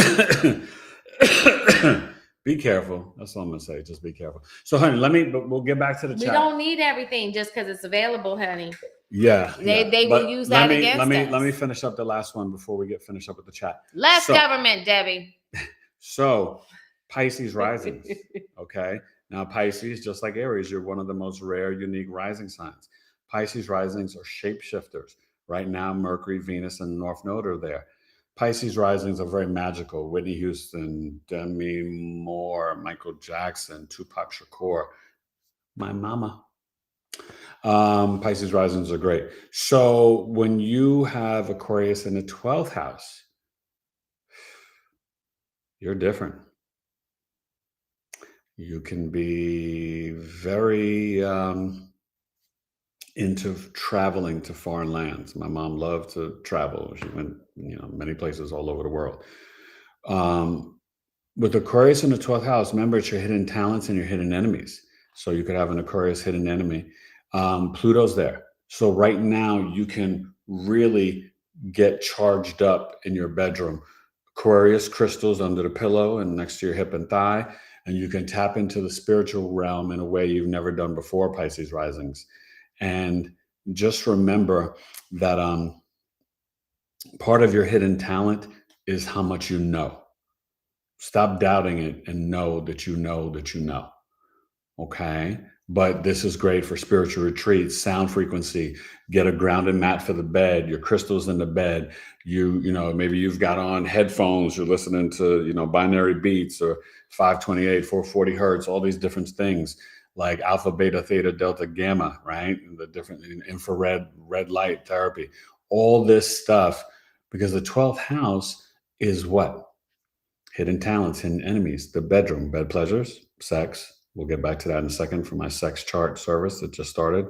Take advantage of it. Already did some people with it. It is foreign lands, import, export, international trade, business. It's the isolated places besides the bedrooms, jails, hospitals, prisons, psych ward, ashrams, monasteries, the spiritual realm, subconscious, unconscious minds, dreams, fantasies, also spiritual retreats. So you could really go on some weird, cool, esoteric retreat. And you're like, I'm going to Arizona to see Eric and Alana, and I'm going to join the Knowledge is Love tribe community. And you come and hang out, and we're going to have a stone groove, baby. We're really working on something for maybe November. We're trying. We're going to see if we can make it work. Aquarius, Pluto, 12th house, you have to do the inner work to heal your childhood pain, trauma, and crises. Creating the dream book, definitely reach out, book a chart reading, BigEAstrology.com. Creating the dream book will be super important to reprogram the subconscious mind. And I've got other tips to help you with that. But with Pluto Aquarius there, that can be going on because you're going to be getting into a lot of psychological stuff. This is where, you can get into interpreting your dreams. But this is where you could do some healing and some therapy work, Pisces risings to 2044. It's powerful. And you could be very magnetic in the bedroom. But just watch out for narcissists and abuse. That's big. Pluto can attract narcissists, and it can be like physical or sexual abuse or, anything. Okay? Because you're getting into like the underworld. That's Hades. It's a dark, dangerous place, baby. Okay, so now we can get back to the chat questions. Ding, ding, ding, ding, ding, ding, ding, ding, ding. Okay, let's see now. So, Katrina, thank you, and I'll leave it at that. Thank you, and let's see, Majestic. I was just saying how my mother never ever took me to the ER. My mother never did either, honey. Let me tell you, my mother never took me to the ER, never took me to the doctor.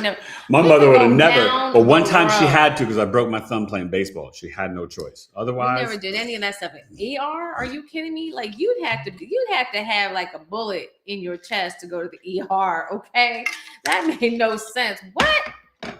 Oh my God! Listen, one time I was running with my friend, and we were on concrete. And it was like a flower bed. It was made out of, the whole thing. The wall was bricks. We ran and we tripped. My knee I still have the scar today. Got all scraped up and cut up. And, my friend's mom put some ice on it. When my mom came to pick me up, I just knew she was going to take me to the doctor or the hospital. And my mom said straight up, because, my knee was cut open and bleed. Like, it's a bad scar. It's pretty big, most of my kneecap, right? Mm-hmm. And my mom said, well, you shouldn't have been running. There you go. Now, I was like, thank you, Mom. And then, so right after Majestic. These are my Capricorn moon wounds. It's true. We had a tough upper lip, stiff upper lip. Yeah. Suck it up, Buttercup. Yep. So let's see. Quintella was saying that her vibe is the tribe. Thank you, girl. Thank you, girl. You are one of our favorites. Yeah, and we are so blessed. We love Quintella. I love it, but everybody, like, that's we had such a good time because people are allowed to talk and be free, exchange ideas, and not Quintella, we're gonna do one of the meetings in March. We're gonna have it where everybody is sharing, their dreams, their work, their desires, their creativity, right? Who they are. It's gonna be great. Yeah, it's gonna be fun. I think what I was wanting to do was have everybody share about if they are an entrepreneur, or if they have a hobby or something else that's really grabbing their attention. Creativity, something that they do that makes them special. And they're passionate. Yes. They're passionate about. And let's see. Temperatures rising. Katrina's wishing us a happy weekend. Meow. Meow. And Debbie said yes about these people who hide behind the screen with no pictures. They're punks, Debbie. Yeah, I don't like that. Let me tell you something. I've always, my whole life, been the man in the arena. Okay? Whether it's sports, astrology, acting, television, film, theater, whatever. I'm always out there. I'm in these streets. And let's see, theatrics. You're 47. The gray hair is the only thing that gives it away. And auditioning it for a living color. Yes, honey. And let me tell you something. Oh, I'm not 47. I'm 55. 55, baby. 55, baby. Ooh, Debbie, her Texas gave us a super chat. Thank you, girl. Thank you, That's so lovely. Very sweet. I gotta tell you, I get so excited. Thank you. It's so kind.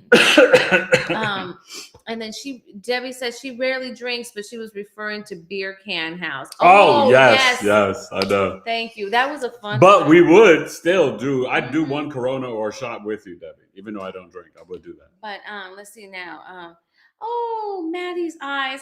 Hey, Maddie. It's been a minute. Oh, my gosh, my friend. We miss you, Maddie. And then, hey, Taylor family, how are you? We're doing well. We're doing well. And thank you so much. Well. It's been a long time. I was thinking about you. I haven't seen you on IG or TikTok either. I literally was thinking about you a couple of weeks ago. I hope you're doing well. Yes. You and the family, yeah. Much love to everyone in the chat. Mm-hmm. I agree. I think we're still shedding all the old things off for the new things. True that. Yeah. And let's see. Maddie's eyes. I haven't leaned back since I'm about to be 55. Oh, honey, he's 55. Yeah. We got to have a 55 and a live party. So wait. Let me say this real quick. Remember, Tuesday is the Aquarius solar eclipse annular. So there's like a little ring around the eclipse. And it's at 28 degrees. It's squaring Uranus and Taurus at 27 degrees. And then to finish up the T-square is Black Moon Lilith in Scorpio. Okay? And so that's why you're kind of getting back. I think last night they just released another 3,000 or million documents about Epstein or whatever. That's Scorpio Lilith.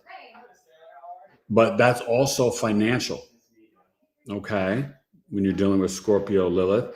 And remember, when you have the T-square, Taurus is opposing Scorpio, and then they're both forming the T to the sun and moon in Aquarius. So that is affecting our external self, our vitality, purpose, identity. And the moon, in a mundane chart, it's all of us, the people, the citizens. But it's also, and guess what? This is conjunct America's moon. America's chart is a Cancer sun, but Aquarius moon. Sag rising. Did you know that? Check out my playlist. I don't know. Maybe you see I did America's chart on a podcast.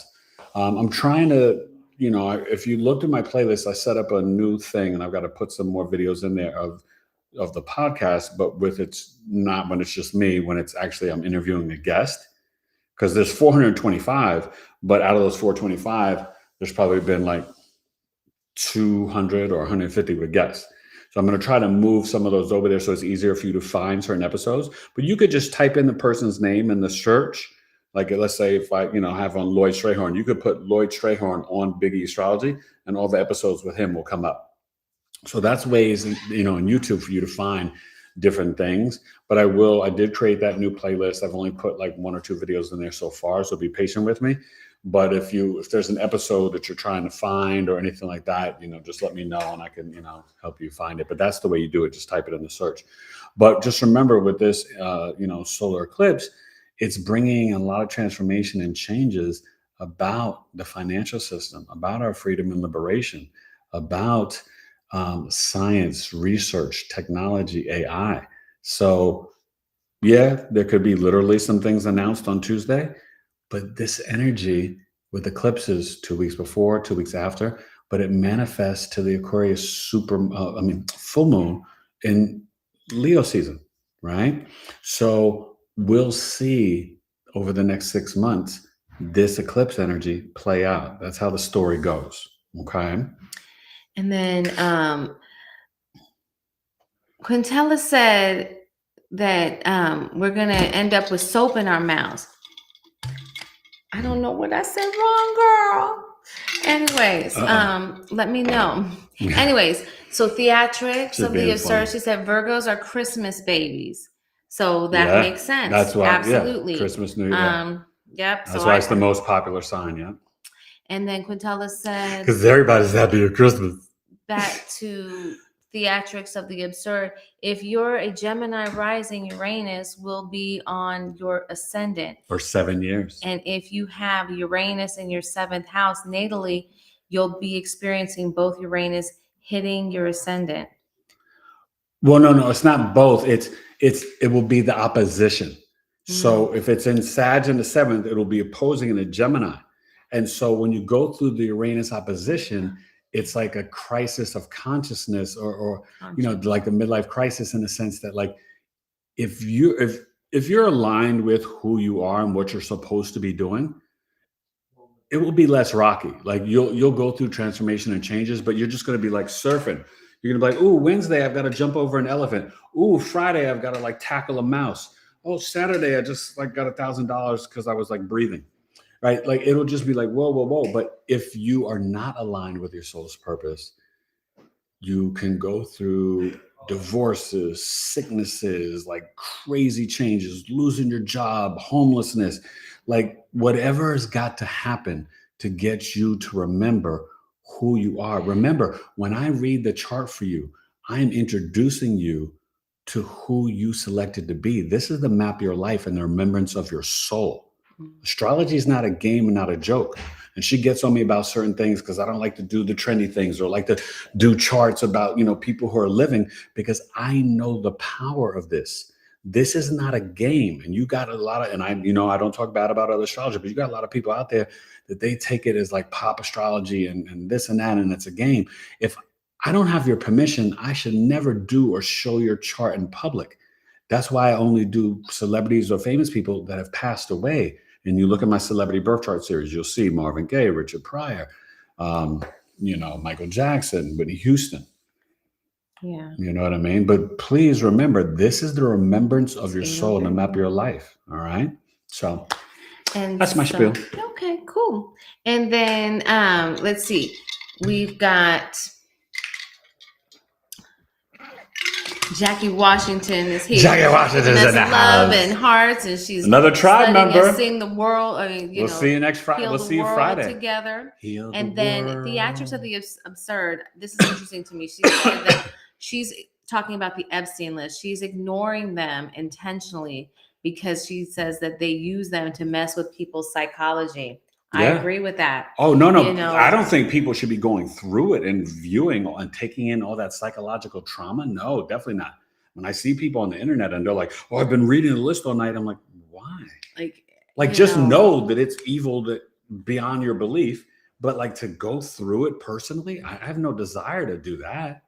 Yeah. Oh my God. And Quintella says she's just glad that it's coming out and everything happens for a reason. And even though we may not see the justice is always served in one shape, form, amen. In the spiritual realm, it'll be, that's right. And let's see, I could care less about the Epstein stuff. Good. Yeah.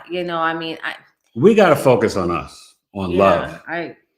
I just don't, I don't know. Positivity, you guys, and love, for real. I have enough just to like get my iPhone 16 to work. Oh, Lord. I don't know what I'm doing. Anyway. Yes, company. Yeah, he does.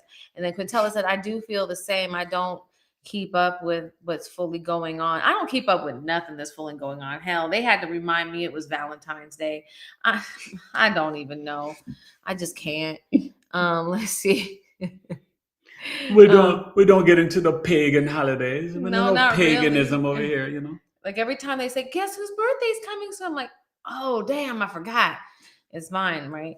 But anyways, I do feel the same. That's not a pagan thing. No, I don't know. I mean, yeah, I guess, but I don't know, whatever. Tell me the truth so I can make my own choices. Okay. At Jackie Washington. Oh yeah. And then Black Coffee said, this is random, but since I have an Aquarius and North Node in my 9th house, I watched your video about North Node in the 9th house and South Node in the 3rd house. Yeah.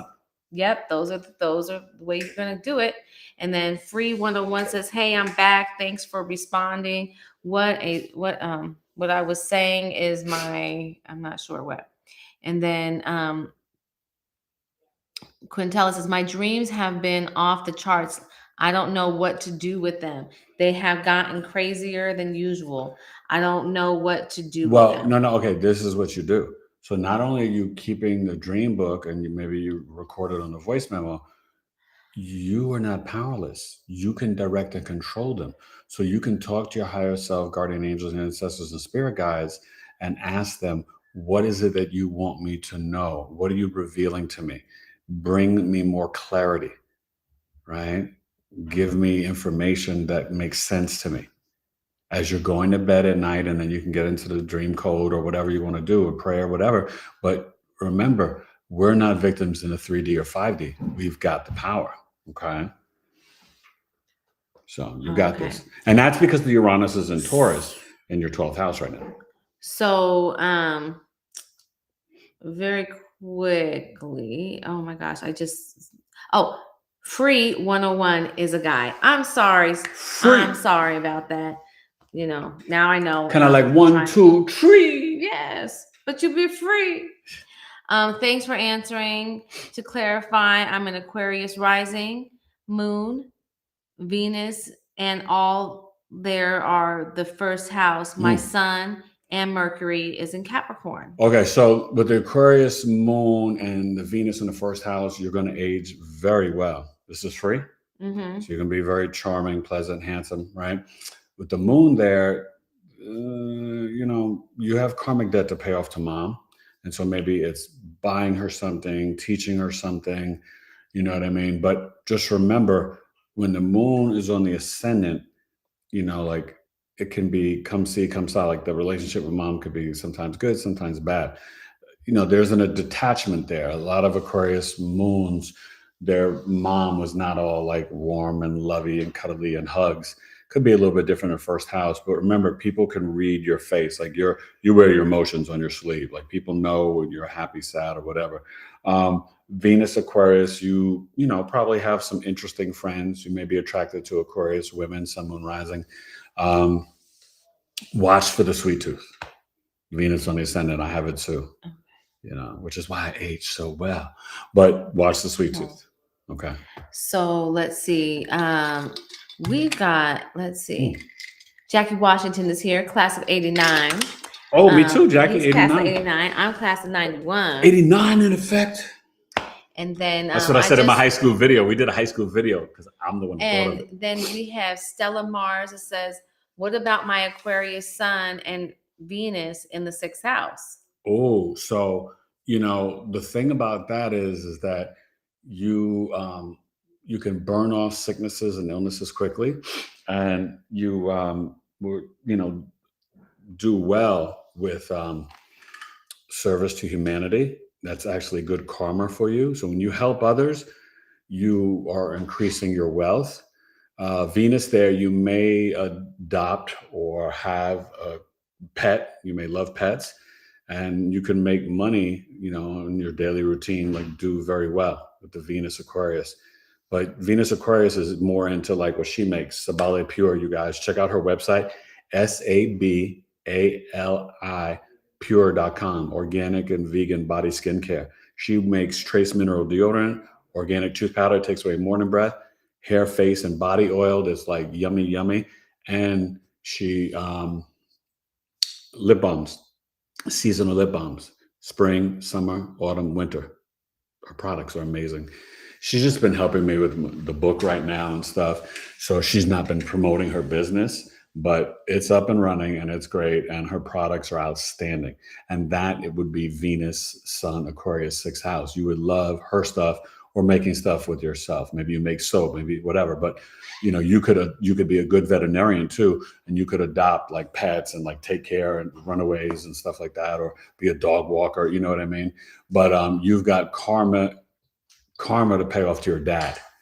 And so there's something you got to help him with his health or work, or take him to the doctor, you know, things like that. Okay. Mm-hmm. So then we've got but you would overcome the work enemies easily as well. We've got, so we talked about Venus and the 6th house. Yes, and Sun, yeah. Then we've got Wooby Locks. Ooh, I just Wooby. started playing tennis at 47. That's awesome. I love that. I used to play tennis growing up. I'm not very coordinated. I think I would hurt myself. You couldn't play it. Now my vision is not good enough to play tennis anymore. But I used to love tennis. I was good at tennis. That's too. okay. I mean, I love tennis. And then Theatrics said, wow, I never would have guessed 55. Yes. Yeah. Benjamin Button from both of y'all. Thank you. Well, that's the Cap Moon and the Venus on the Ascendant. Mm-hmm. And I was telling them about your amazing products. That's why also the hair and the skin is just so smooth like butter, baby. Tropical Quest, you know, butter. So I want. Do you guys like old school hip hop? Because lately there's been so many great albums. Mobb Deep, the Pusha T, and the Clips, De La Soul, Nas, the RZA, like so much J. Cole, just like intelligent lyrics, like real hip hop, not mumble trap rap crap. Like I can't do that. I'm a lyricist. I'm an MC. You got to spit bars. I have to understand your lyrics. So many good stuff. So that's why I just named that. So you guys check it out. So let's see. That Mobb Deep is dope. Same with the Nas and Primo. What? So we were talking about Knowledge is Love podcast, but then we also have the Knowledge is Love tribe. And in our tribe, we have meetings. So those are live meetings twice a month over Zoom. 2 hours. We get to talk back and forth, see each other, that kind of thing. Yeah, very interactive.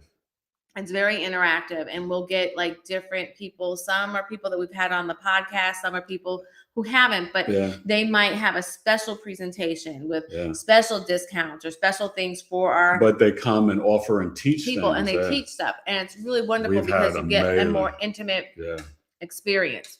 It's incredible.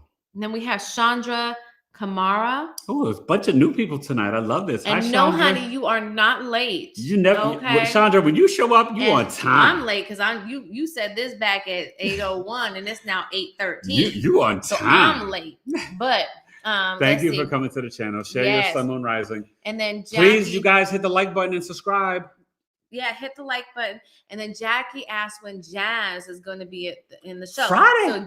So Jazz Aphrodite is going to be in the tribe Friday 7 doing p.m. cardiology. Eastern. Yep. Okay. This Friday coming up. It's going to be on and popping. If you want to know anything about cardiology, if you want to get a little mini reading. Well, Jazz is the best. A really great person. You need to join the tribe. You need to join the tribe because you'll be able to be in a small group with her.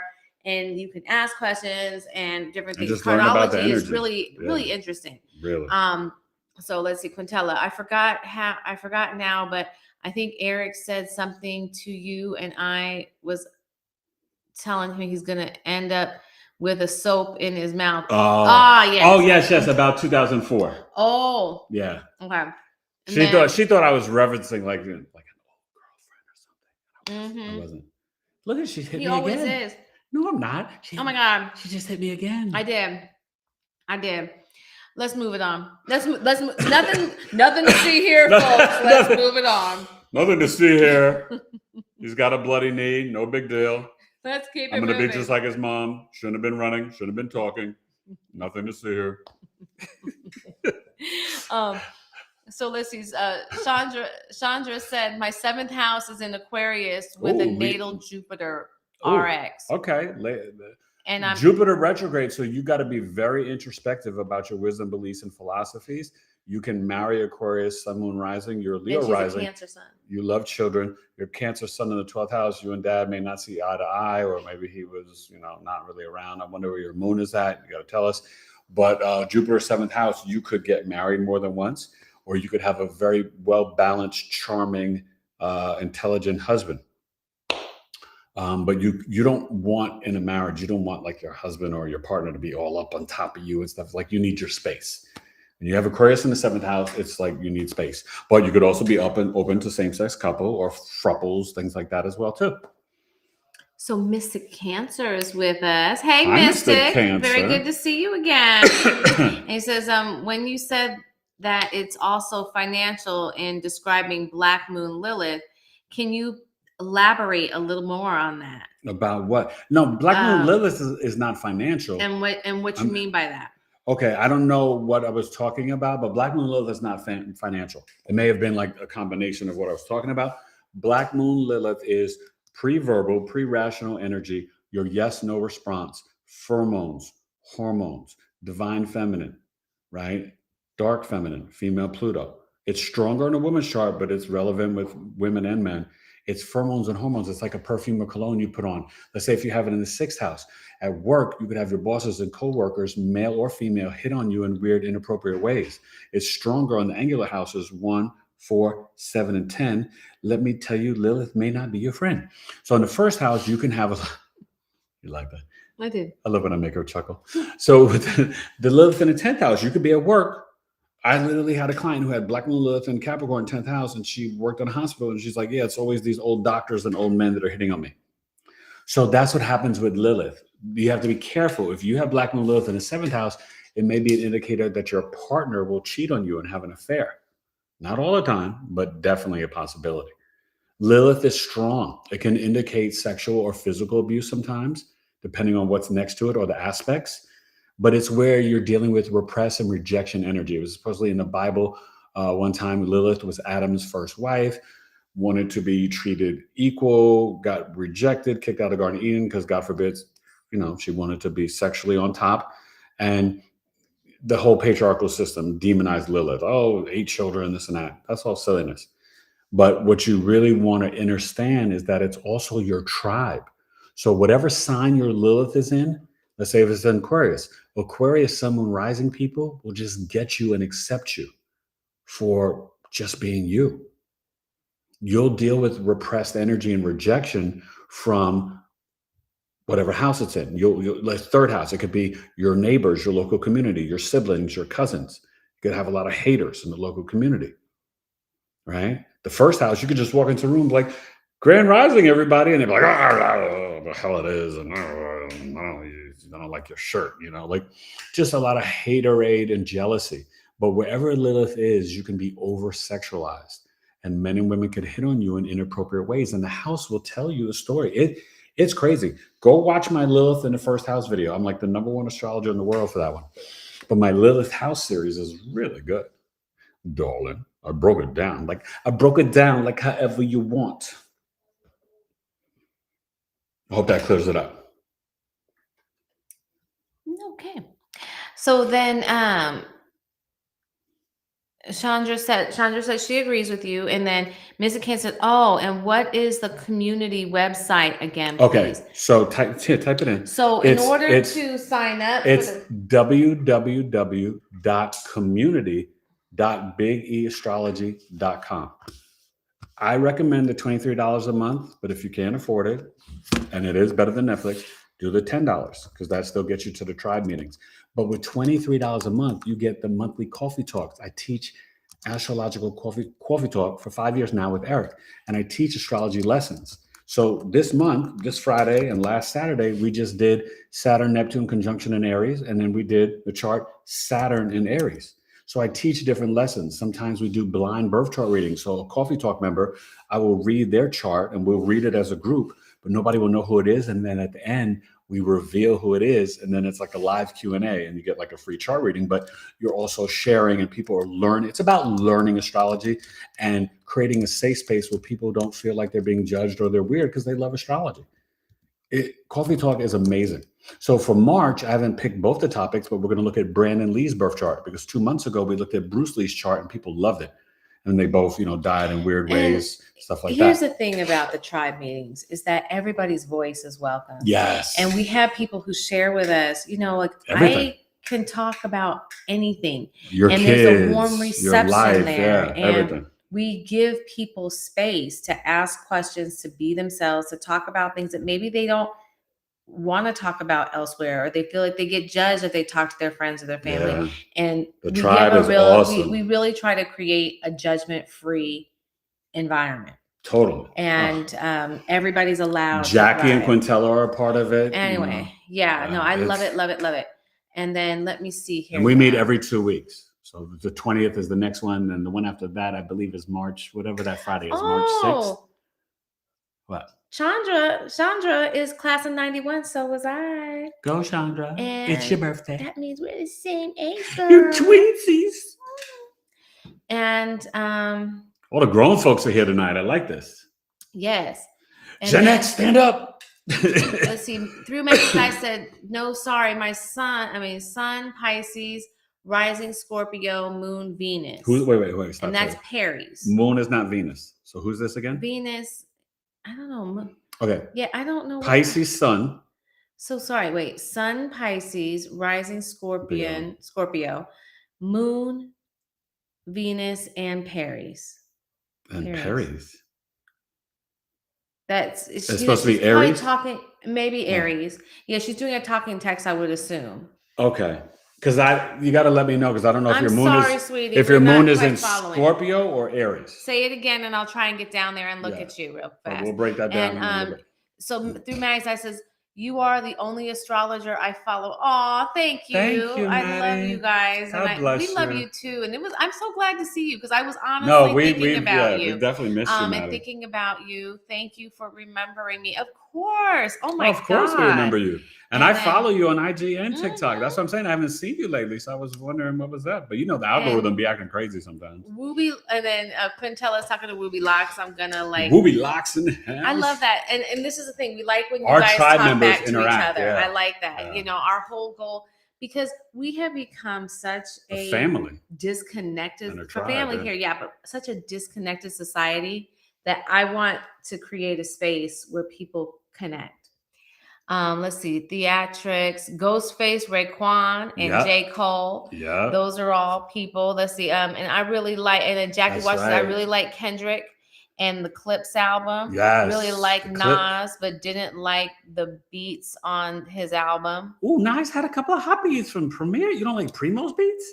Now, hold on. What did you think about the new J. Cole? It's like, it's good, but it's good. Like, I love J. Cole. Out of the younger rappers, J. Cole, Kendrick, and Drake, Wale, they're, Dave East, but and of course, the whole Griselda, Benny the Butcher, and all them. But I'm gonna tell you, just be patient. Karis One, Rakim, Nas, Black Thought, and Biggie. Now, Biggie didn't have enough content. And I think Tupac was a better actor than a rapper. So don't get me wrong. I respect Pac. But I rhyme the way I rhyme because of Karis One and Rakim. You rhyme for a reason. You don't get on the microphone and spit stupid foolishness. I don't spit materialistic, misogynistic, black on black crimes. Like, I could have rhymed. I could have got a record deal years ago if I did that. No, that's not why you do it. Not when you grow up in New York like I did and you love the culture. You know what I'm saying? I love hip hop. I am hip hop, like Karis One says. Okay. And hip hop, contrary to what they show you out there, is supposed to be HIP, HOP. There's no hyphen between it. That's the colonizer. Okay. So I'm here to, you want to ask any questions about hip hop? I'm a hip hop aficionado and expert. Okay. And I've met Chris a couple of times and we both use the same producer for some stuff too. But, and I would love to get the 3 people I want to try to get on this show: KRS, Kyrie Irving, and Aaron Rodgers. Bing bong. That would be awesome. Yeah. I would love. So, I love Universe, send them my way. Yep. So let's see. Chandra, she says her moon is in Leo. Okay. And I'm a Leo rising Okay. with my Venus and my Mercury in Leo. Wow. All in the first house. Chandra. So we don't have her sun, do we? No. She said Leo moon. What's your sun, Chandra? Chandra? And the rising, but the moon and rising are both Leo. Well, tell us your sun sign, but I will tell you this: the Leo moon, you give the best hug, Chandra. You and mom, you know, it could be hot and then it could be cold. But you love kids. You're very creative. You know, that Pisces in the 8th house, you're definitely, you know, you tap into the spiritual realm in a very spiritual way. So you probably love the occult knowledge, like learning and talking about stuff like this. But Leo moons are very like, you know, just watch out for the pride and the stubborn arrogance. That could be the downfall. Because remember, though, the moon, people, they come to ask you questions. You got the moon, you wear your emotions on your face. So people know if Chandra upset, she got attitude, or she's pissed off. They know. Don't play with Miss Chandra. And the Venus, you're very attractive. Venus, Mercury, you're going to age really well, darling. Oh, you have Mercury too. So you're the messenger. So with Mercury and the moon on the ascendant, people, everybody's coming to you. You like the neighborhood, like, you know, CNN. Like everybody's like, you know. But let us know your sun sign. And, all right, a couple more before we go. Yeah, and then we have a question here. Theatrics of the Absurd asked, is Lilith in Scorpio in the first house my friend? Oh, your friend. I mean, it's tough because, you know, you'd have to tell me and be honest with your experience. The Lilith in Scorpio first house, you can have a lot of people be very fearful of you, afraid of you, but you can have men and women hit on you in the wildest, weirdest ways, 24/7, 365.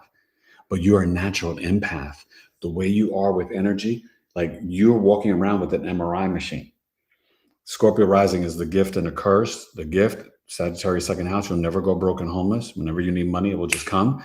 The curse is that, well, you're here to break generational curses. When your mother was pregnant, something happened, preeclampsia, emergency C-section, jaundice, umbilical around the neck, something, right? To create a Scorpio sun rising. And you're here to break generational curses. But the tough part of Scorpio rising, there's a lot of death and rebirth and transformation and up and down and this and that, right? Like my life is a movie and I've been through it all.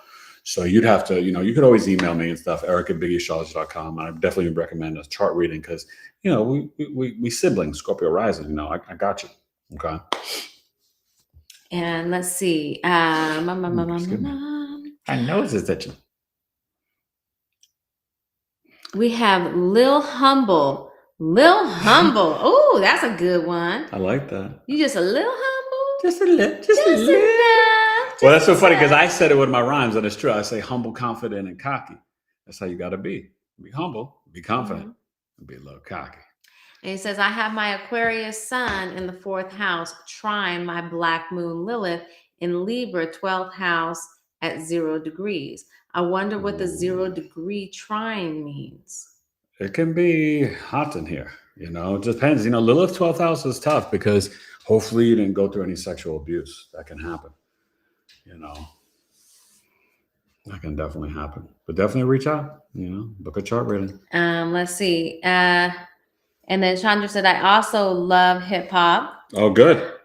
You know what? I don't think you could be our age and not love hip hop. Yeah, like anybody like 45 and above, like we, you know, like, see, now it's like they don't appreciate it as much because it's there all the time. You know, when we grew up, we had to wait to Friday night to hear it on the radio or wait to Saturday night. And, you know, you went to the store and it came out with the album and then the CD and the cassette tape and you would read the jacket and you go, oh my God, and the pictures and all the thank yous and the salutations. And you know what I mean? Like, I still remember like opening up records like De La Soul when they first came out with Plug 1 and Plug 2. And they came out with the song. I was like, oh my God, this is cool. Yeah, I love it, man. What y'all know about Coogee rap? Cool gangster rap. So we have, let's see,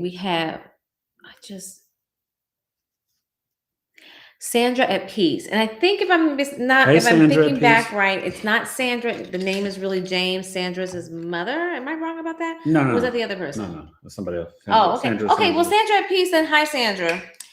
Sorry about that. And then she said it's really interesting tonight, and she said her Lilith is in Scorpio. Oh, And your intuition and very intuitive in the bathtub and shower. Okay, pay attention to that. And then Mystic Cancer said, thank you so much for breaking it down. I definitely need to connect with you. Yeah. There's much I am doing in business. Thank Cool. you again. Wait. Stop right there. You definitely do. I do business birth charts, and I've done it for very big businesses, and I'm really good. And so if you know that the time of when you started your business or when you filed for the S Corp or LLC or whatever, or in your heart when you gave birth to it or had your first sale, we can do the business birth chart, and I've got a bunch of questionnaire for you to answer. I've helped people tremendously with their businesses, all types of businesses, not just spiritual business, all types. All up in the world. All up in the world. So one or two more questions, then we got to go. I'm getting a little tired. Yeah. Let me see here. Yeah. I'm ready. And then Lil Humble says it sounds cool. And we have Lady Saturn 22 here. What? Hey, Lady Saturn. Greetings. Just popped on onto the feed.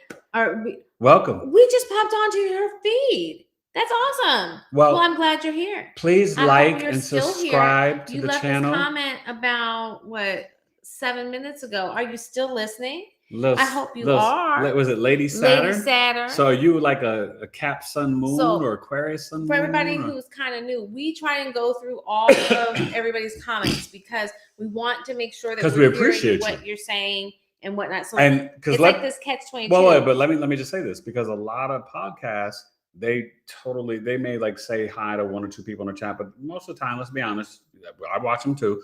A lot of people ignore the chat. We don't want to do that because, like, for me, we try to create a family atmosphere here, but I really honor and appreciate that, like, you could be watching anything in the world. There's like 5,000 channels on YouTube and streaming, but you're here with us. So we want to read your questions, acknowledge them, and give you some answers and show the love. But you got to give us the love back. So like and subscribe, share it, put it on your Facebook, put it on your Twitter or whatever, but also tell a friend. Tell a friend to tell a friend, because it's dope over here. Like if you see my channel, you can see your whole chart through my channel. Your boy's been putting in work. This is the best astrology channel out there. So also, when we're done with the live in about 1 minute and 21 seconds, come back and leave a comment because it helps it grow an algorithm. I greatly appreciate that. Thank you. Thank you. Thank you very much. Jackie Washington's in the house. And let's see. So thank you for being here, Lady Saturn. Theatrics. Yes. Theatrics is KRS-One and Rakim. And then Quintella says, I'm glad I was able to catch this live. It's been a minute since I've been able. Oh, yes. I did notice you weren't around as much. I understand you're going through a lot. Yeah. And then Chandra said Cancer Sun. So Chandra, she was the Scorpio rising, Pisces. Let me see what we got. Pisces moon in the 5th and the Cancer Sun in the 9th. So you have a grand water trine, my friend. You are the manifesting queen in the tub or the shower. Shungite crystal, other crystals, Epsom salt, candles. But even when you're drinking your water, talk to it, thank it with gratitude, and you manifest. But like for you, everything is about being in the flow. You are water. Okay. Now that Cancer moon in the 9th house, if your dad was kind of moody, or Cancer Sun in the 9th house, your dad was kind of moody, but if he ever got like milk or dairy or bread or cookies, it would like make him happy and calm him down. Pisces moon, 5th house, you are, think of the Pisces moon, Kendrick, Kanye, Prince, Michael, Tupac. Pisces moons are like, you are music. Now, when you're creating and writing, you may want to do more instrumental music because the lyrics can distract you, but you are very like intuitive and psychic with music. And you may have even dated a Pisces Sun Moon rising before, or, possibly Taurus is good for you. But, that Pisces moon is super creative. So definitely explore that. And you've got a lot of wisdom from past lives as well. Okay. And let's see. Jackie Washington likes J. Cole. Oh, no, I'm sorry. She said J. Cole was boring to me. His Brooklyn freestyle was fire. Yeah, I got the Bronx Zoo one. Mm. I got it. Somebody just sent that to me. I had to check that out. I don't know if it's the Bronx Zoo or Brooklyn. But you're right. That's what I'm saying. The album was a little like it's good because he's dope MC, but it was a little boring. Yeah, Jackie. And you know Thank you for saying that.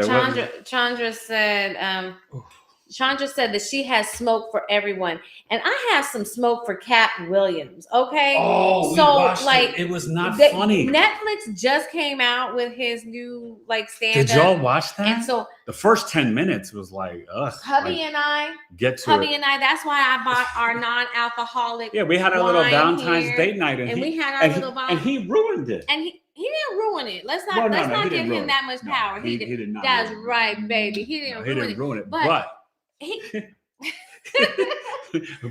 me tell you, it wasn't that funny. It was like, and we like it. So much time just like shouting out people. It was corny. And there was hardly any sets of actual jokes. Yeah. And then it's like the same. And then he brought up stuff with Shannon Sharp again. Sex jokes. You're bringing up Shannon Sharp. Like, honey, you were in Shannon Sharp in 2024. It's 2026. I do not want to hear this. Like, we were very done because Shannon. We were very disappointed because we just watched the Dave Chappelle and that was great. The Dave Chappelle was good. And did we also just watch Kevin Hart? We did. Yeah. Sorry, Kat. I really wasn't. I was he's like, a Virgo what is this? Aquarius moon. And even, and then it's like he spent so much time on the sex stuff. It's like, listen, Kat, we the humping and all that, humping of we're old, okay? Like, we're not old, but we are sophisticated enough that like those jokes don't carry a whole show for us. But it wasn't like a little whatever. Yeah, it's supposed to be salad dressing. It's not supposed to be like the meat and potatoes. But it was a crouton thrown in. It was very lazy. I felt like he did not do a good job writing and say it. Because I do sketch comedy. I've never done stand up, but a lot of my friends are stand up comics. You can't live off of your Shannon Sharp 2024 Sharp stuff too much. Like, we're done. We've heard it. Okay. Let me see now. So Chandra, you have smoke for people. That's my smoke for Kat. And then through Maddie's eyes, she's a Taurus sun, Scorpio moon, Pisces rising. Ooh, Pisces rising. Scorpio moon in the 9th and Taurus sun, Scorpio moon, Pisces rising, and Taurus, Aries and Venus. Oh, Aries and Venus. She said. And the Taurus in the 7th house of sun. Yeah. So you could do very well in the marketplace, but that Scorpio moon in the 9th. I feel like maybe your mom was, more of the teacher to you, and maybe dad, maybe dad wasn't. Not to say that, dad wasn't around, he could have been, but, for you, getting married could have been a big thing. I know you have kids and stuff, but, maybe dad didn't like who you got with and stuff like that. But the Taurus sun, I feel like you're definitely a foodie. And, you said...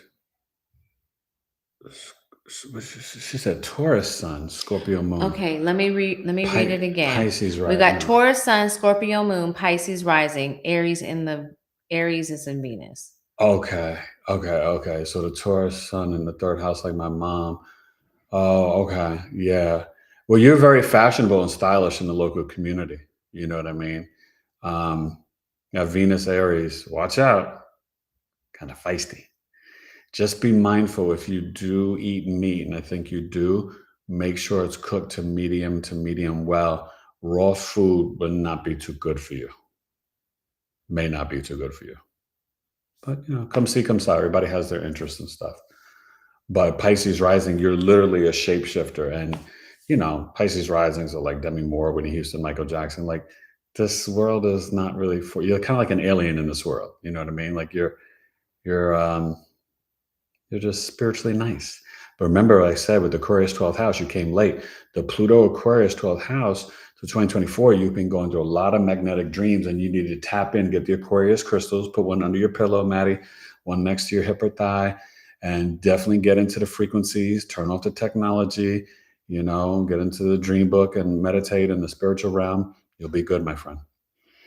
Okay, one more. I'm getting tired. Okay, and then Jackie Washington said Kyrie Irving is her guy. Yes, I'd love to have him on a podcast. He's brilliant.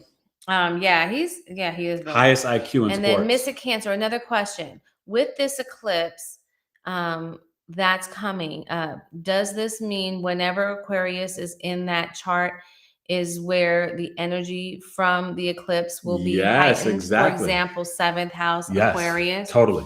So you look at the house of the theme. So the eclipse is happening. A new beginning is happening in the house of your contracts, negotiations, relationships, business partnerships, and marriage.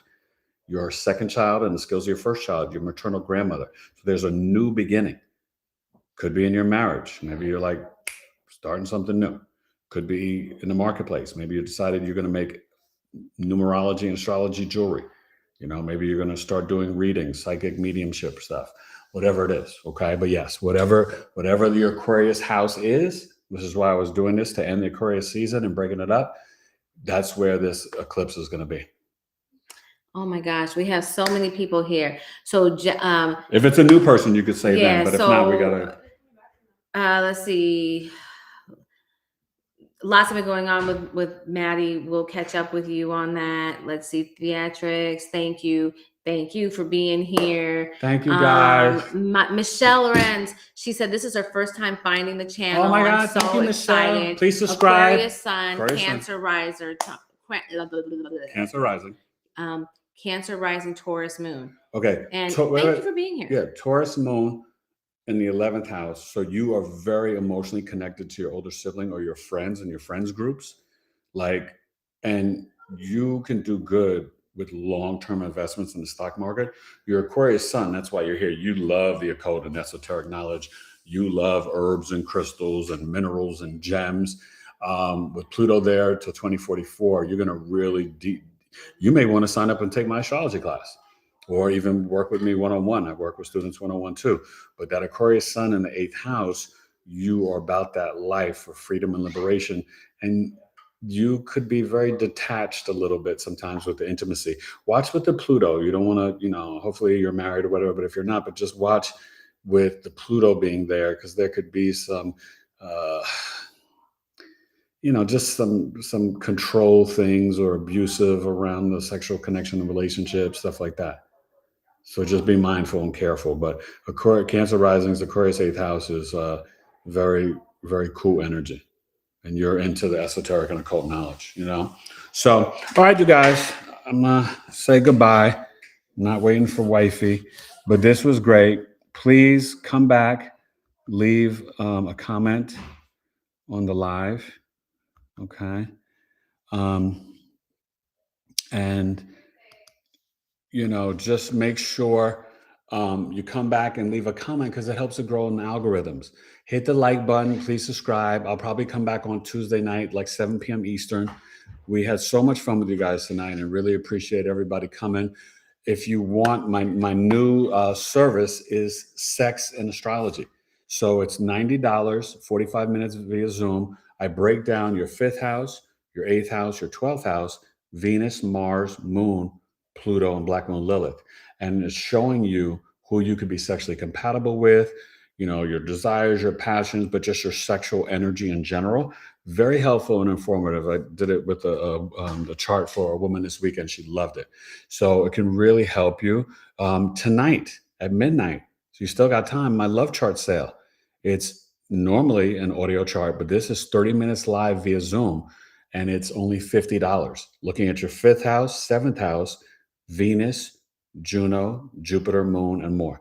Okay, so that's Eric at BigEAstro. And you have to hit him up directly. If you go to the website, it'll be $53. Yeah, now it's still a great deal. $3 more, and you're getting a live reading versus just a recording. And that's what I'm telling them now. So you hit me up directly, Eric at BigEAstrology.com, ERIC, Eric at BigEAstrology.com. And then I also have one other new service that's not on the website. Wifey will be putting it up there in a little bit. Black Moon, Lilith, and Chiron, looking at the sign, house, and aspects to help you understand but heal with these energies. Chiron, the wounded healer, we look at the degree point. Black Moon, Lilith help you with your intuition and your tribe and just your instincts and learning how to work with that energy. And that is $70, 30 minutes via Zoom. So, some new services and stuff. On my website, go check it out, explore. I have a bunch of different services.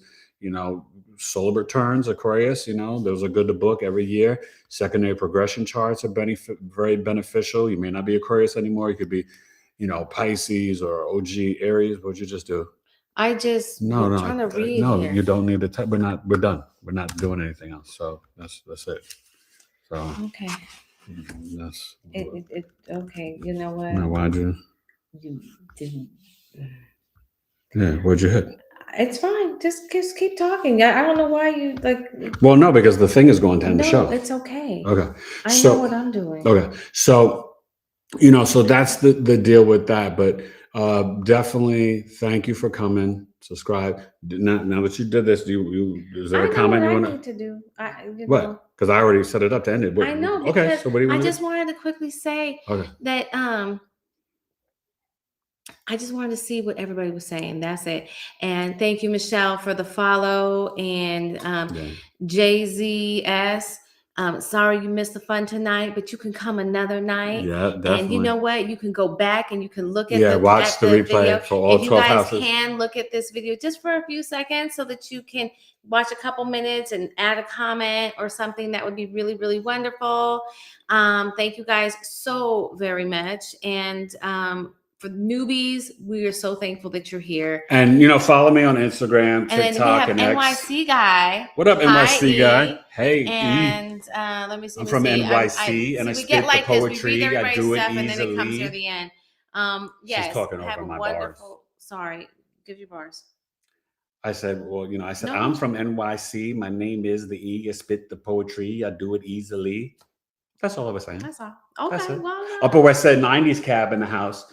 But yeah, so follow me on TikTok, X, and YouTube and Instagram. Hello, Joyful Stampeding with Bruni. Oh, yes, that's my friend from Stars and Cards. Yes. Yes, so good How are to see you, my friend? Hope you guys like the new episode today on Stars and Cards. And for you other people, go follow me on my other channel on YouTube. It's amazing. Oh, I'm with Angel Army. Okay, wait. I'm with Elena from Searchlight Tarot. It's called Stars and Cards Lounge. Astrology meets tarot. Super fun. We'll be live next Sunday night. It's a great channel, great follow. So go subscribe to that too. Angel Army, she's asking about Saturn return. So listen. Okay, I haven't get into it all tonight. But Angel Army, please subscribe, hit the like button. But check on my website. I have a service for the Saturn return. If you have Saturn in Aries, you definitely need to book a reading with me. Saturn's in its fallen Aries. It's going to be very challenging. The Saturn return is very crucial, whether it's the first or the second. You got to honor the Saturn. We live in a Saturnian matrix bubble. Now, you don't honor it in the demonic way that these secret societies do. You honor it in the way of the responding to your abilities, discipline, structure, organization.